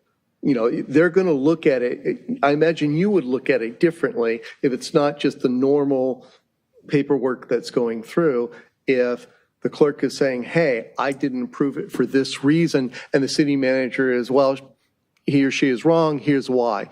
They're deciding in that. So yeah, let's use the example on the bottom of most things that are produced by you. It says approved as to form. That's sort of what I'm talking about. Is it necessary? Will it be necessary in the future for the city council at every single time a bill or something is brought to ask, is there a conflict between you two? no, it would, the idea was it would be elevated with, so that they would be aware that there's a conflict. So like we have to approve the form of all ordinances, resolutions, contracts. Sometimes we say it's approved as the form, but there's a real problem, I understand that, but the concept for me was that if on all of these bill, everything, it says approved or a sort of an approved as to form by the two people who are supposed to make that decision, and one of them doesn't sign it. That is the thing that elevates it.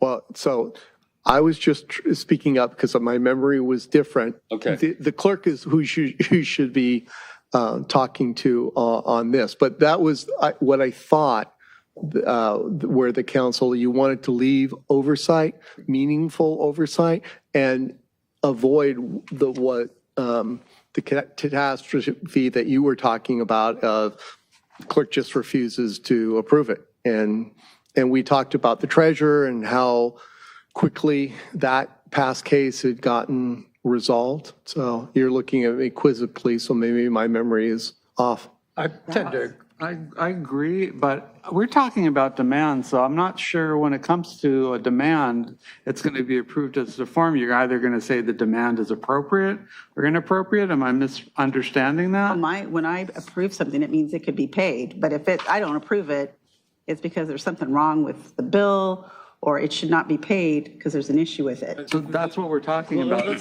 let's take this out of the personality. Someone else is going to be in that seat Right, 25 and years that's from Well, now. I what they should understand, be but doing. a demand to me is that here's a bill to pay. Do you sign off on it? Do you sign off on it? If there's a dispute between the two department heads on it, then it goes to the council and they decide if they want to pay it or not. So it's not an approved as to form process No. that I'm seeing it. I don't think it ever would be if it's a demand. Right, that's what I was trying to explain, is that with what we do is approved as the form. We may say, hey, these business terms are horrible, we don't recommend it, but it is in fact a contract. What the clerk does is different, and the idea is, do you want oversight from someone who doesn't report to and can't be fired at will by the city manager? You may not, but. But the question is, if a person is sitting in that seat and has a personal animus against a particular vendor, for whatever reason, and has the power to stop payment, that should not happen. They would Under have the charter we have now, that can happen. But it It goes to the hasn't. council ultimately. Yeah, but it Not could. necessarily. It could delay payment under the language that you were talking about last time. It could delay, no question. The way the charter reads, unless she approves. Right, but I'm The focused person in on. that seat approves, Yeah, sorry. I I'm understand. focused on what I recall you were coalescing around last time, which was, we want oversight, we want approval, but we don't want that to happen. And therefore, the person only has X number of days, and if they don't act within X number of days or do act and deny it, then it goes immediately to the city council. That was my recollection. Okay. That we looked at the suggested ordinances that that Moss Adams report had. Right. And in the cases of the municipal codes that were suggested as guidelines or guides, the word approved did appear within those ordinances. And so we thought, well, that's good as an oversight function, to maintain that oversight function within the clerk's office. But perhaps the problem being, as we've discussed now, that the clerk, an otherwise bad actor, would be able to hold up the entire city for failure to do that. And so that was my recollection as well, that we considered the idea as a group to contain or have that section contain the word approve, but set forth that time limit within there. I would say that when it comes to the city council approving things, on every consent calendar, almost every consent calendar, not every, can't be every, on most consent calendars, we've got the payroll demands. You've got a list of all these checks that are going out, and there are dozens of them that are approved all in one fell swoop. And I challenge the idea that a lot of the council members actually click on that and go through all of those. So I don't know that it would be proper or possible to call it out where it would be on the consent calendar, but as a separate item rather than grouped as all the other payroll demands, that the language would read that it would then be presented to the council for review as a separate item. And if that would be contained within the language or not, or if that's appropriate. No, you can. It depends on what you want to Well, say. okay, so that would be what I would think is a flow chart, if you wanted to look at it that way. If X, then Y. So presented to the clerk for approval, the clerk fails to approve within the 90-day window, goes to the city council as a separate item for review and or approval or denial at that point. That we would set it forth that way within the charter language. And is 90 days a good number? And when does that clock start? 90 days I think of as a good number because that's typically when receivables for any business owner become stale and unworkable. You know, once you've got receivables beyond 90 days, it causes a problem with your cash flow for most businesses. Yeah. So I would say that it should begin on the date at which it's presented to the clerk for approval. Is that That 90 time-stamped days. in any way or That's recorded? Yeah. way too long. Way too long a period of time. Because it doesn't leave enough time for it to go to the council. So I don't know how you feel, but you'd want to have 90 days if that's the goal. It's 45, 60, whatever, where the council could make a final determination and approve it or not before the 90 days. From 90 days from presentation to the clerk, you might have some subset of that and then to be on the agenda for the council, because then if you had perhaps a city manager that wasn't willing to put that on the agenda, who's typically setting the agenda, how do you get that on the agenda to be decided upon? What's the normal processing time for a demand? For demand, so we get it like a couple days before, and then Sorry? we review it. We get the demands a couple days before Couple of days. council, and we review them. The issue, having been a vendor to cities, one of the things that drives you crazy is Unpaid invoices. let's delay this for a couple of weeks and let's move on to something else so we have other things to do or whatever. There needs to be vendors need a shorter period of time for this. 90 days is a long time. Yeah, and that's why I raised that question, because 90 does seem like a long time. 30 seems more than reasonable. Yeah, normally we give the vendors 45 days because we have to have it approved by council. So that's normal, their window. And the city's pretty good at paying their bills on time. Hasn't always been.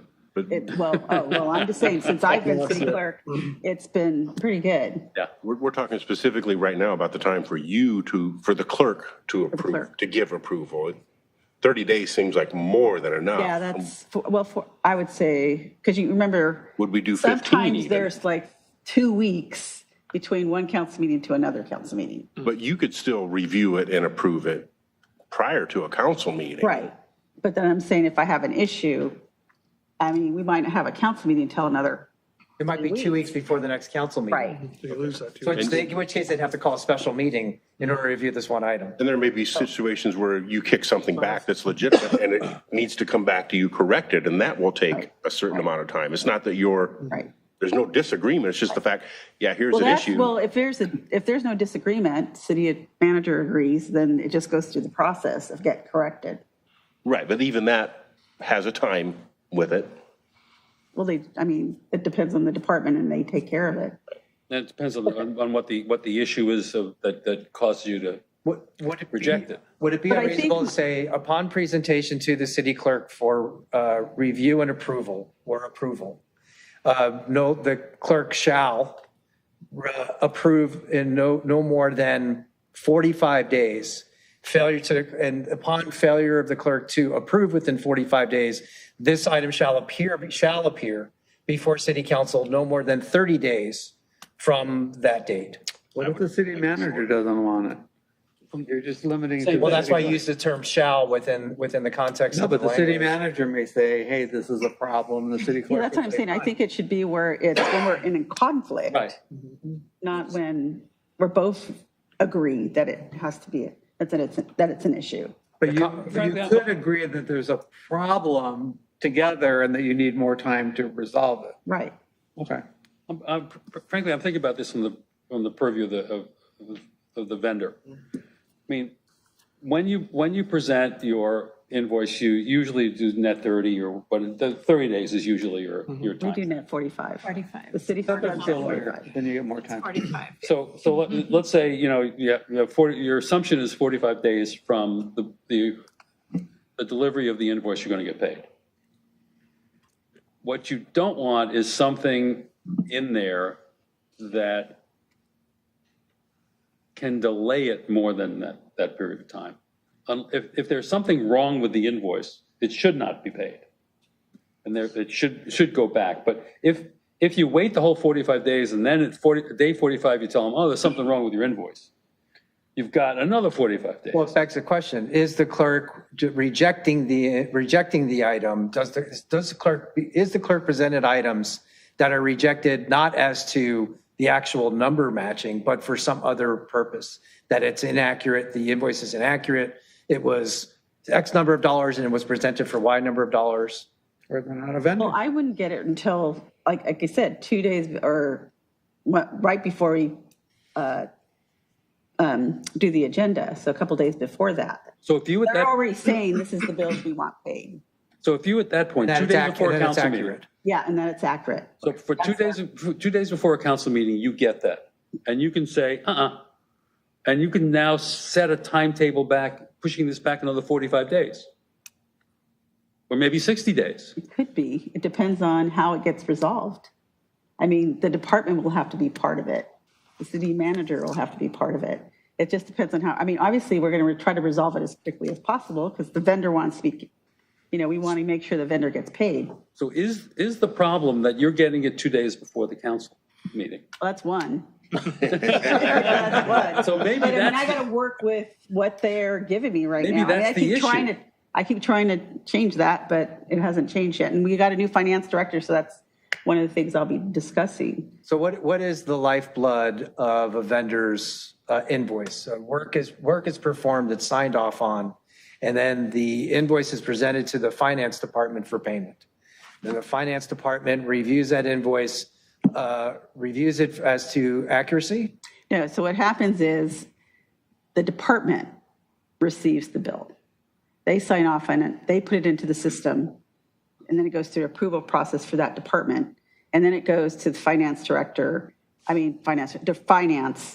and they don't police the invoices, they just approve it.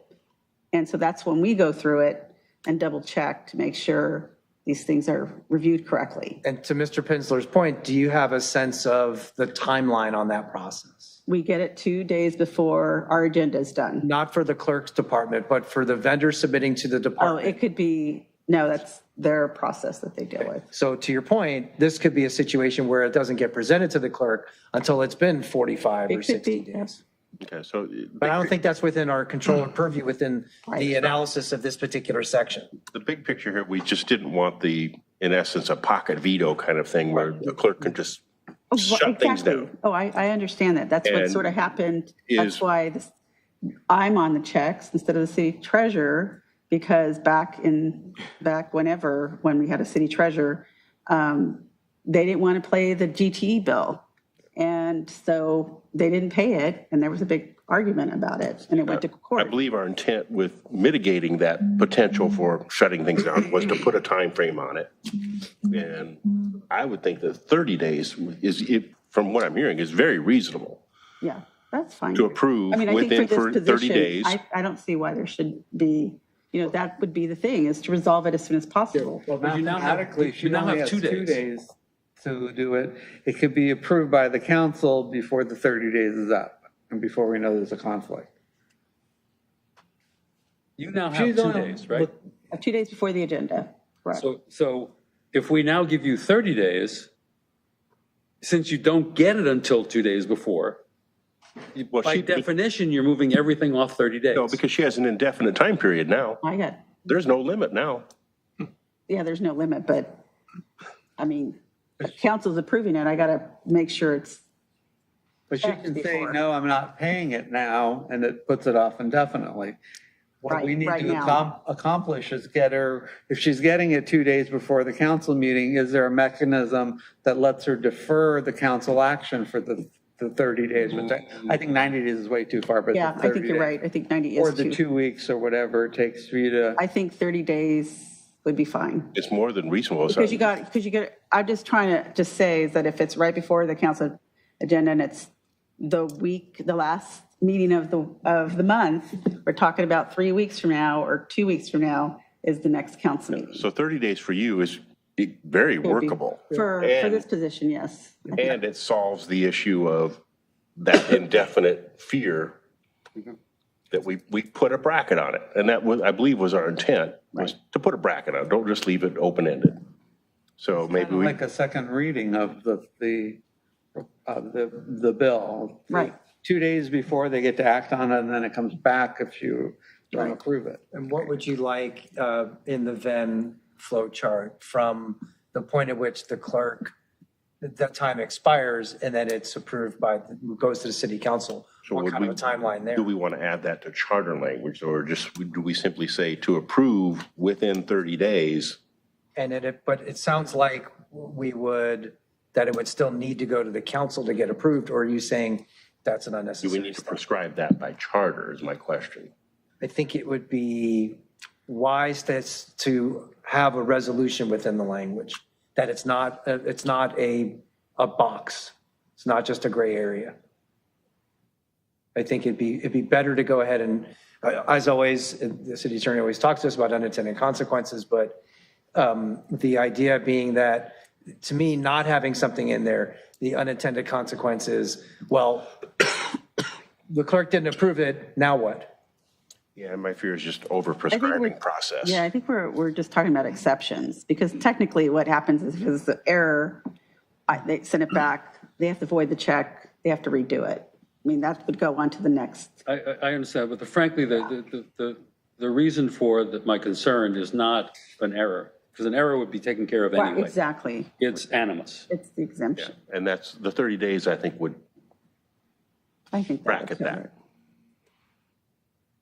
Okay. But do we need to, your suggestion is, do we need to take that extra step and prescribe by charter what happens if that is triggered? What happens if it doesn't get approved within 30 days? Then what? Then what? Is it that I think you have to have some sort of definition or definitive act, or you can't just have it as a gray area. You can't just have it as, okay, didn't approve it in 30 days.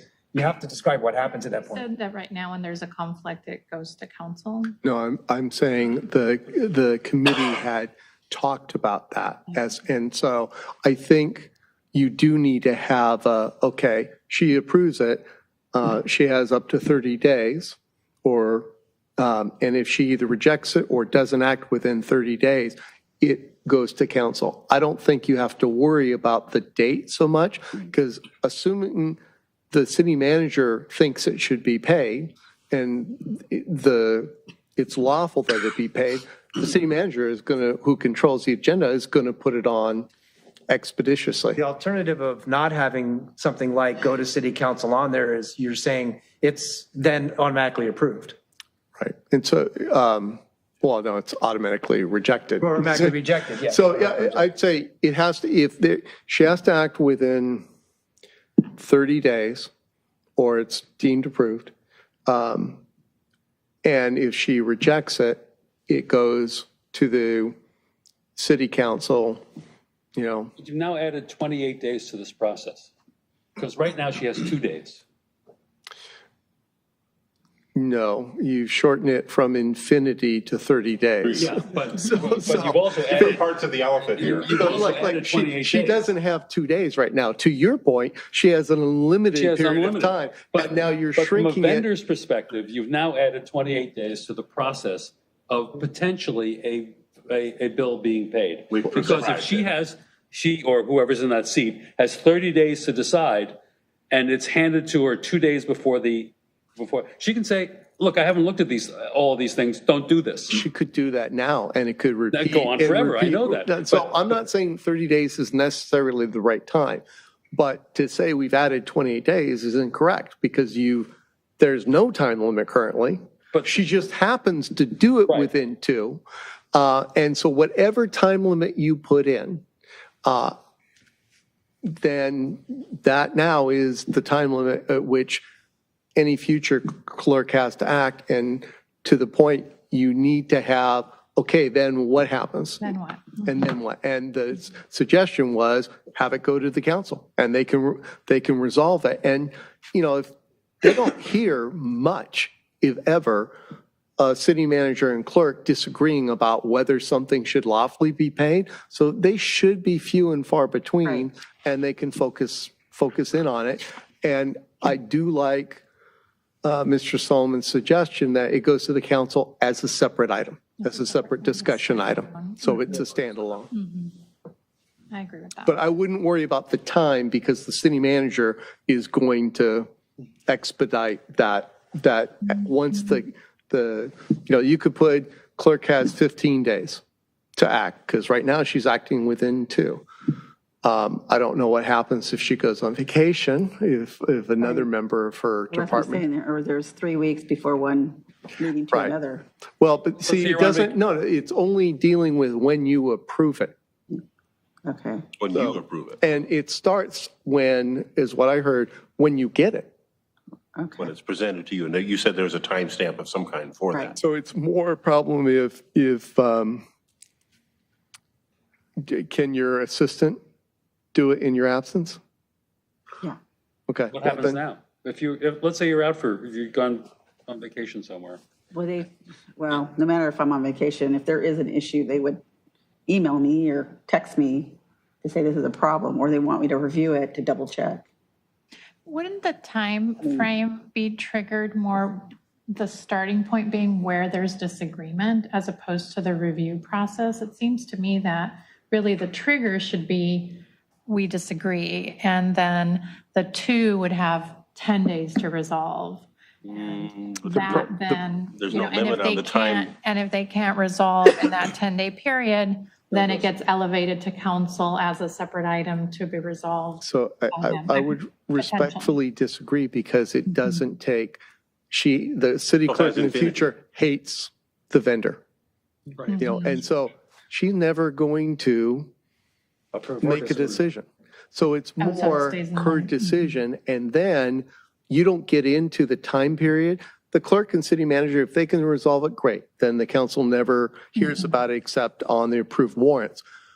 The city manager is going to be the one motivated to get it on the agenda as expeditiously as possible because the city manager is thinking this should be paid. So it's not post that there's a conflict. It's, okay, we want you to approve it so we have oversight from someone not working for the city manager, but we don't want it being bottled up. So you only have 10 days, 15 days, 30 days, whatever the magic number is.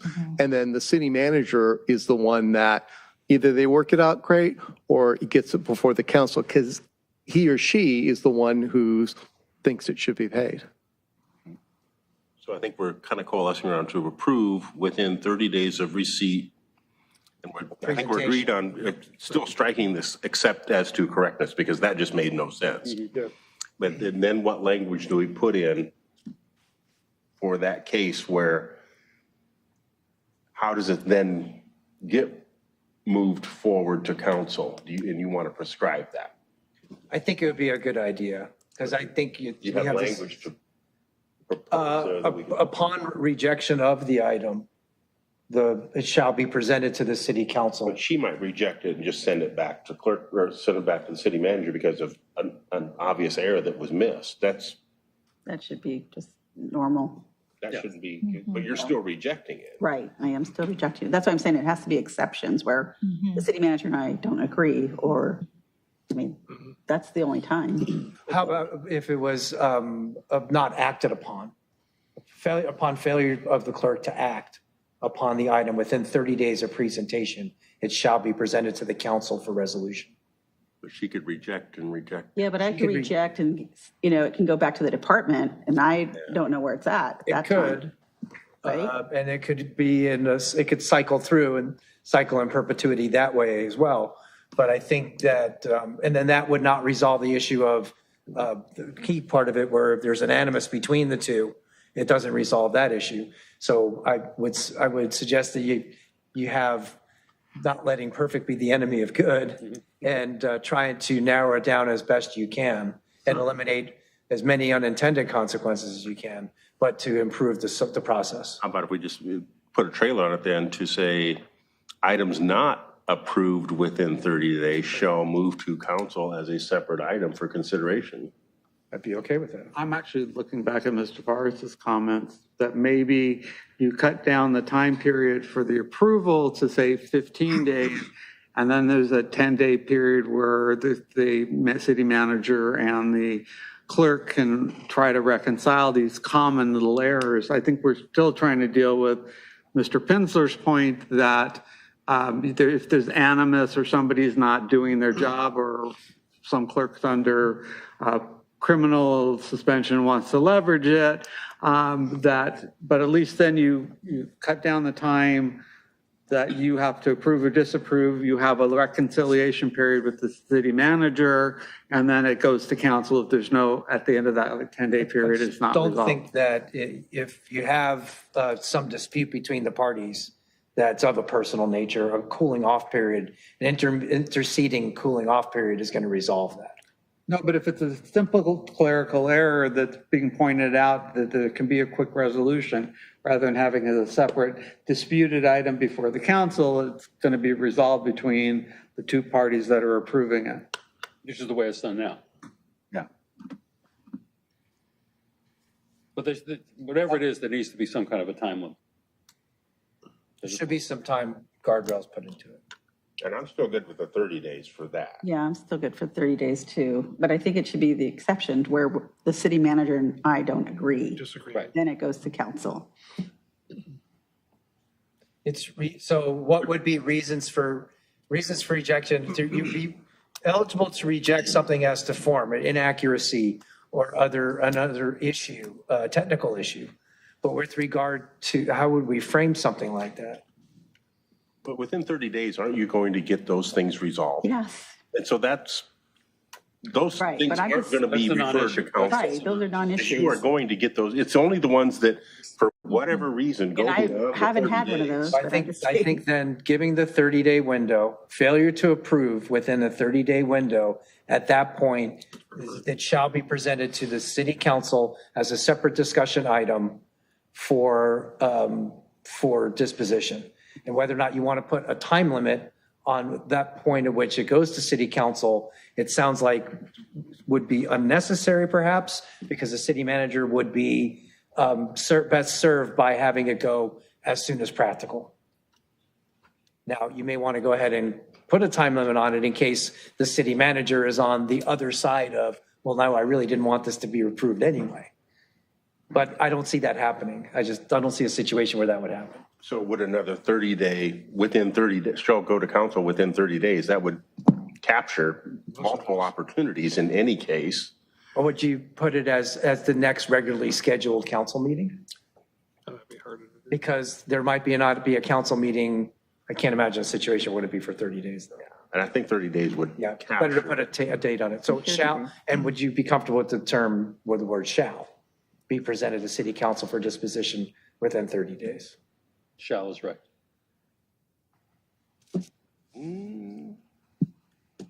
Shall means may. As opposed to will. Not under our charter. But frequently. One other thing to mention about this, there were a bunch of things that I've taken out of the responsibilities for city clerk, many of which we talked about before about Moss Adams, and the one I think where there was a little bit of contention, perhaps not, was the number of units of accounting and stuff like that. And I'm not sure that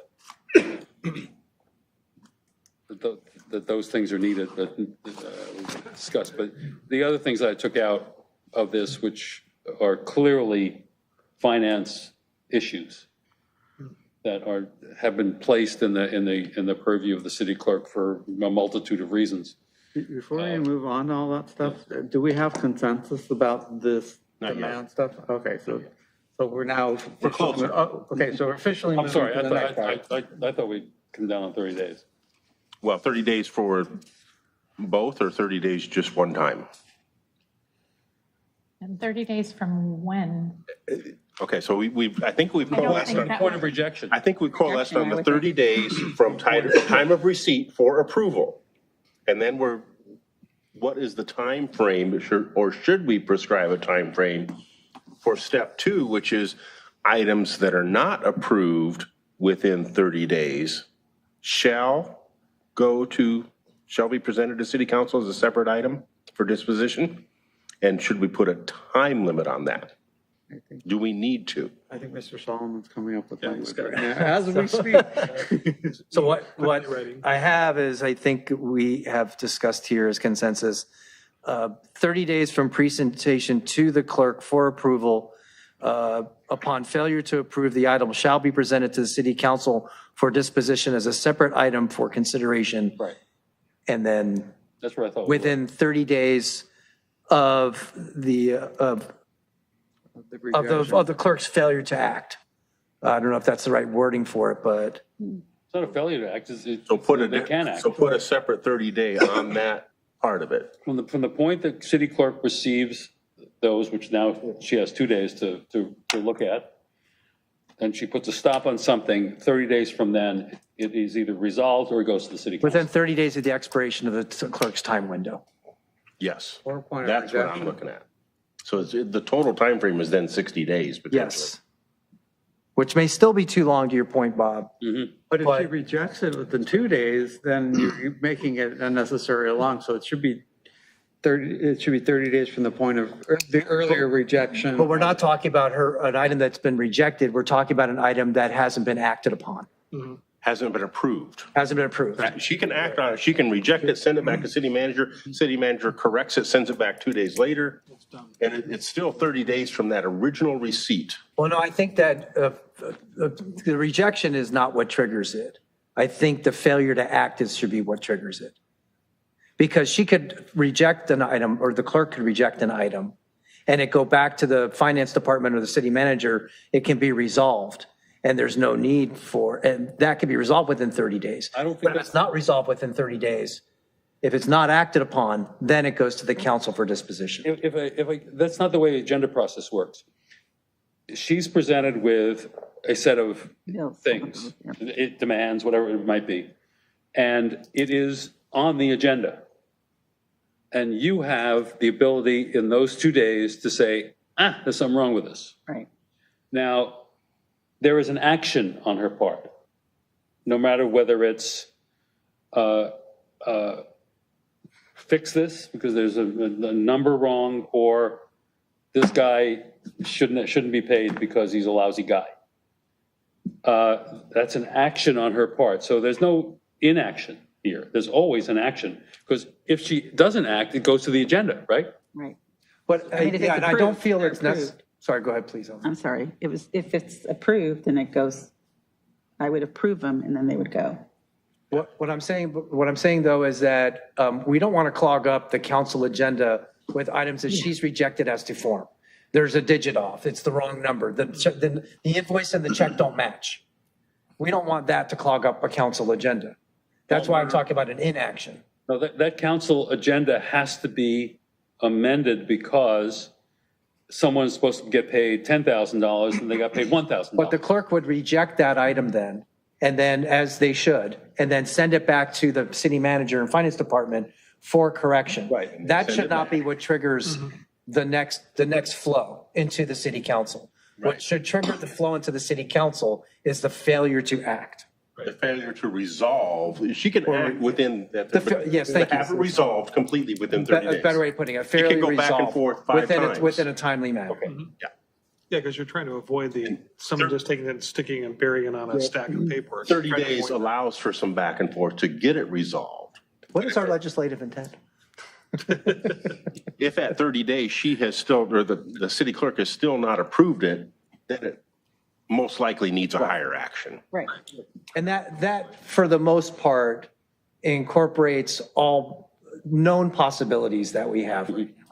The known knowns and even our known unknowns.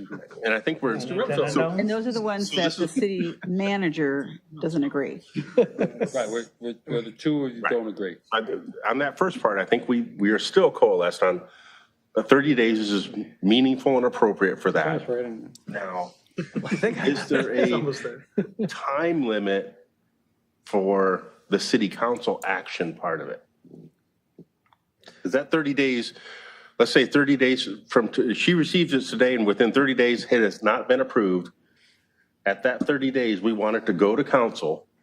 Does that need to be acted upon within a certain bracket? On the next available agenda. at the next available meeting. Is that what you're asking, the time limit to get it on the agenda or the time limit for the council to act? Council to act, because that's what needs to happen, not, Right, council needs to approve it. I don't know that we can prescribe to the council that whether or not they should or shouldn't act on something like that. Right, they're already contractually There's obligated stuff in the to. charter that says you have to act on stuff. yeah, they can decline or approve, Right. but they need to take action. So then, okay, the language would be within 30, present it to the city council for disposition as a separate item for consideration and resolution within 30 days of the expiration of the clerk's time window. The resolution perhaps incorporating the idea of the council deciding. So you want to put a 30-day limit on, after the first 30 days is done, that it, within 30 days of that, you want council action somehow. I think that would be right, yes. And I think it'd make our vendors very happy. Is that something we should give to the city attorney to wordsmith now that we've kind of expressed It'd be it? a much better idea than giving it to me. I hesitate on that second time frame. Would you thinking that there should not be a time frame or that it should be shorter or longer? I thinking not prescribing a time frame for that aspect. To appear on the agenda or for the city council to act? For either of those, whichever one we write in.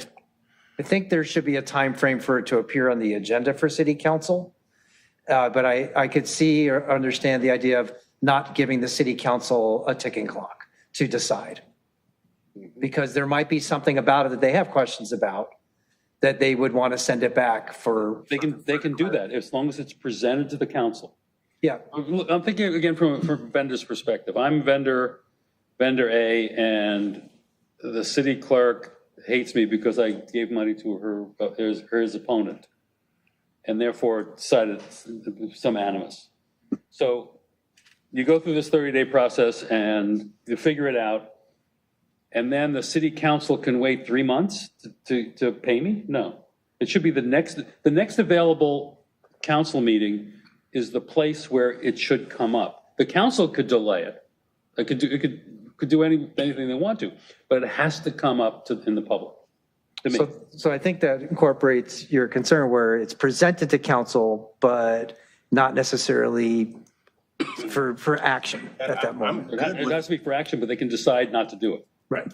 I know we've been looking at other cities for direction on a lot of these items. Have we done that here? Is this particularly unique because no other city has a city manager and doing city this. clerk? Trust me, no other city has this. No other city has this. Okay. This is really strange. Okay. This is stranger than even the other stuff we've talked about. And there's also a conflict's the wrong way of putting it, but an unusual circumstance where the city clerk is an elected official. You have a city manager who's not an elected official, and you've got a city manager in finger quotes telling the clerk what to do or not do just doesn't work. The city clerk is an independent elected official who can act independently of the city manager's direction.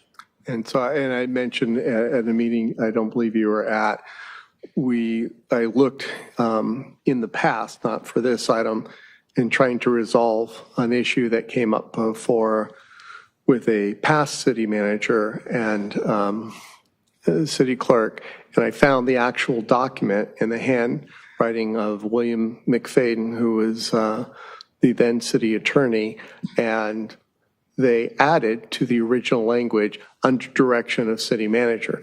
No notes, no anything as to why they were doing it, and they set up something that, as Mr. Solomon pointed out, doesn't work. You can't have an elected reporting to the city manager.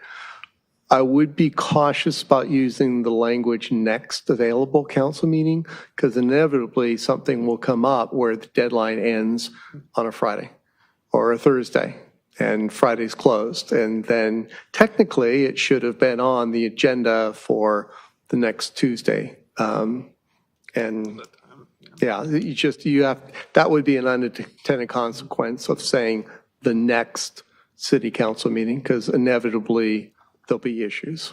Rather than 30 days. Or rather than a time period. Or do we? Or even having a time period, because the city any sort. managers, if city manager thinks it should be paid, the city manager has every incentive to get it on the agenda as soon as possible. So I think the time frame, as I was saying earlier, really needs to be on the front end to keep the pocket veto, because you have a very motivated person who controls the agenda wanting it to get paid. But the separate line items, item on the agenda is important. Yeah, oh, absolutely. Yeah, what happens and the separate line item is important so it doesn't get buried into the other warrants. So I think prescribing that it be moved to city council for disposition, or whatever language we decide on that, but not a time frame on that. I'd agree that But to still perhaps say something like next available council meeting. I wouldn't do that. Okay. Because you, as you point out, that can be problematic. And there's a motivation anyway for it. Yeah, there is. And the problem with, like I said, with next available is that it will inevitably come up the wrong time. And I'll have to tell the clerk, or the city manager, okay, you got to get it on for next Tuesday. And I know we're closed tomorrow, but you have to have someone come in and change the The whole agenda. scenario was to overcome a pocket veto by the Right. city clerk. And this does that with a reasonable time frame. So 130-day prescription for the city clerk to approve.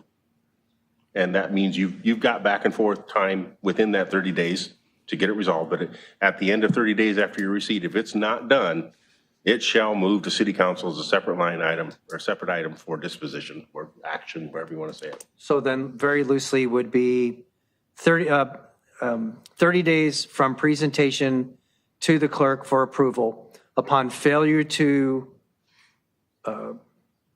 act, Failure to respond, yeah. failure to respond, act, respond. Approve. It needs to Well, be approved. approve wouldn't be it because there could be a rejection of an item for, No, but that's what we're saying. The 30 days is going to capture that back and forth if there's a rejection. They got to work it out within 30 days. If it's not worked out within 30 days, that's when it needs to go to council. Because there's going to be cause at that point in some way. So in the interest of time, do you want to assign me and the clerk to try and capture what you're saying? Try and capture what you're saying. the spirit of it. And then Idea here, so I would return it to you at, Yeah, I do think we have meeting of the minds and consensus on the concept. It's just the final language. The language of it, okay. And and it's when do you want that back by? next week.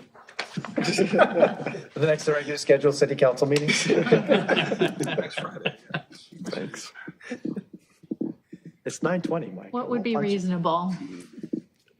May, June is fine for this.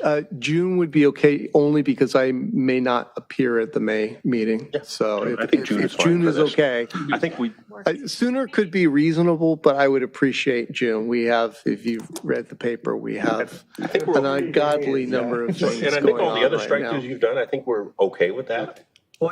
So I think it's worth a discussion, though, about the clerk's education and background. That's something I think last time we were of a similar mind with regard to the continuing education part of it, and then maybe not, we should have a discussion about the municipal experience part of it, whether or not we want to strike that entirely. Okay, well, we'll just come up with the language on the pocket veto, and then you can have a further discussion on. On the other part of the language. Yeah, in my meandering through the charters for the attorney side, I got tired of looking at the clerk stuff because it was all the same. No one does what we do. Okay, but that particular thing that we were just discussing remains the only item that we would leave under F. Right. I have so one of the things we discussed, and I think committee member Solomon brought up, was related to what Moss Adams said regarding the journal entries. Because I think we were looking at adding that on there also. So, As and I part also, of that municipal code sample, journal entries. Yes, I agree. I remember that. yeah. And then I also wanted to include analysis reports related to the expenditure side, is what I had mentioned at the last meeting. So if you want, we'll add this separately to the language we're doing. We'll do the pocket veto. We'll put in the language that the clerk is suggesting so you can look at the actual language and decide whether you agree with it, reject it, or want to modify it. Okay. Does that sound good? And we'll bring that back in June as well. I think that's fine. All right. Okay. And then the education, I think we were looking at the governmental experience or 5 years experience. That's still to be on there. Well, that will still be for discussion. We're not going to do anything about that. Oh, That's I for I got their it. Okay, discussion. This got is it. my recommendation. Okay, Again, We'll continue this item with Okay. the direction that the city attorney and city clerk shall work together Okay. for For June. proposed language, in June, for proposed language of what remains is the one item under item F. Yeah, the For now. pocket veto, her suggestions, and we'll leave education and everything else alone. For future discussion. For you to develop As part of the item consensus. overall. But, okay, And there are no public comments. thank you. For the record. So I will make that motion since so that's to continue this item to June with the action by the city clerk and the city attorney to work together for language for what will remain under item F as to approval language. I will second that. Motion and a second. All in favor? Aye. Aye. So passes with one absent.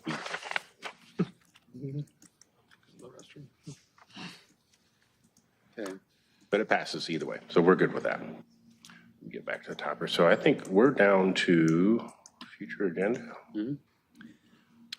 For future agenda topics, just as something to consider, when we were talking a moment ago about the interaction between the city clerk and the city manager, I don't know if you, as a committee, we would want to address any part of 12.3 when it comes to the interaction between the clerk and the city manager, or if that's even necessary since we've been discussing it as part of the clerk's item. For 12.3, which is the city manager's duties under the charter. And I'm thinking discussing the city manager's duties specifically with regard to roles and their interactions with electeds, which seems pretty clear, but if we're discussing one part of it, should we have it on the agenda to discuss? Or is it okay that we're just discussing it as an adjunct to the city clerk as an example, or the city treasurer, or whomever in their interplay with the city manager? I don't know that's necessary. I just wanted to ask the question. I haven't reviewed that. I think it is something that could merit separate discussion. I'm fine with doing that. If we want to vote on that and do the one-time approval to put it on agenda, 12.3. Sure. Mr. Somm, if you just want to put it directly on and not have it, the two-step process is just a vote of the body. Right. Mike, do you remember what the amendment was in 97? I wasn't, I was working for Redondo, but I was full-time prosecutor, so I don't recall. Okay. I don't remember it either. Yeah, I'll bring that and the ballot arguments for you next time if the committee decides to agendize it. Because in 12.3, it's in section A, it says, city manager shall not have or other such authority over city attorney, city treasurer, or city clerk, except as specifically provided in sections 11F. I just thought that if we're discussing, Clean that up along with. if necessary, that it would be more appropriate for us to agendize it since we're talking about it. And that's the reason why I brought it up, so that we could more properly incorporate that section of 12.3 within the discussion. Just that aspect of it. Yes. That final language that really wouldn't be appropriate anymore. Right. Or maybe, but just to have that discussion about it if necessary. It's the reason why I raised it. As part of the one-step process of having it discussed at a future meeting. Yeah, I'm fine with that. When would you like to propose to put it on? I don't know, May seems to be really clearing up, so you guys can talk about it in May. We'll have everything continuing to May. Yeah. May is fine. Yeah. I don't know if we probably vote on that then as a part of the next discussion item. Do you have enough clarity on that, Madam Clerk, for what to put on the agenda? Okay. So there's a motion. Is there a second? I'll second it. All in favor? Aye. Aye. Any opposed? Passes. That'll be on the agenda for May 25th. We have the other future agenda topics we've discussed in the past outlined in the one of the last pages here. Any other items that anyone would like to bring forth for future agenda at this time? We've got a pretty full plate for now. Okay, hearing none. I have it's more of a question to you. Now that we had the charter amendments passed, when are you going to publish a new amended charter for us? Okay, so there's a process. So once we've certified the results, we have to record it with the LA County. Then we're preparing it right now to send it to the Secretary of State. And then it takes over a week before they approve it.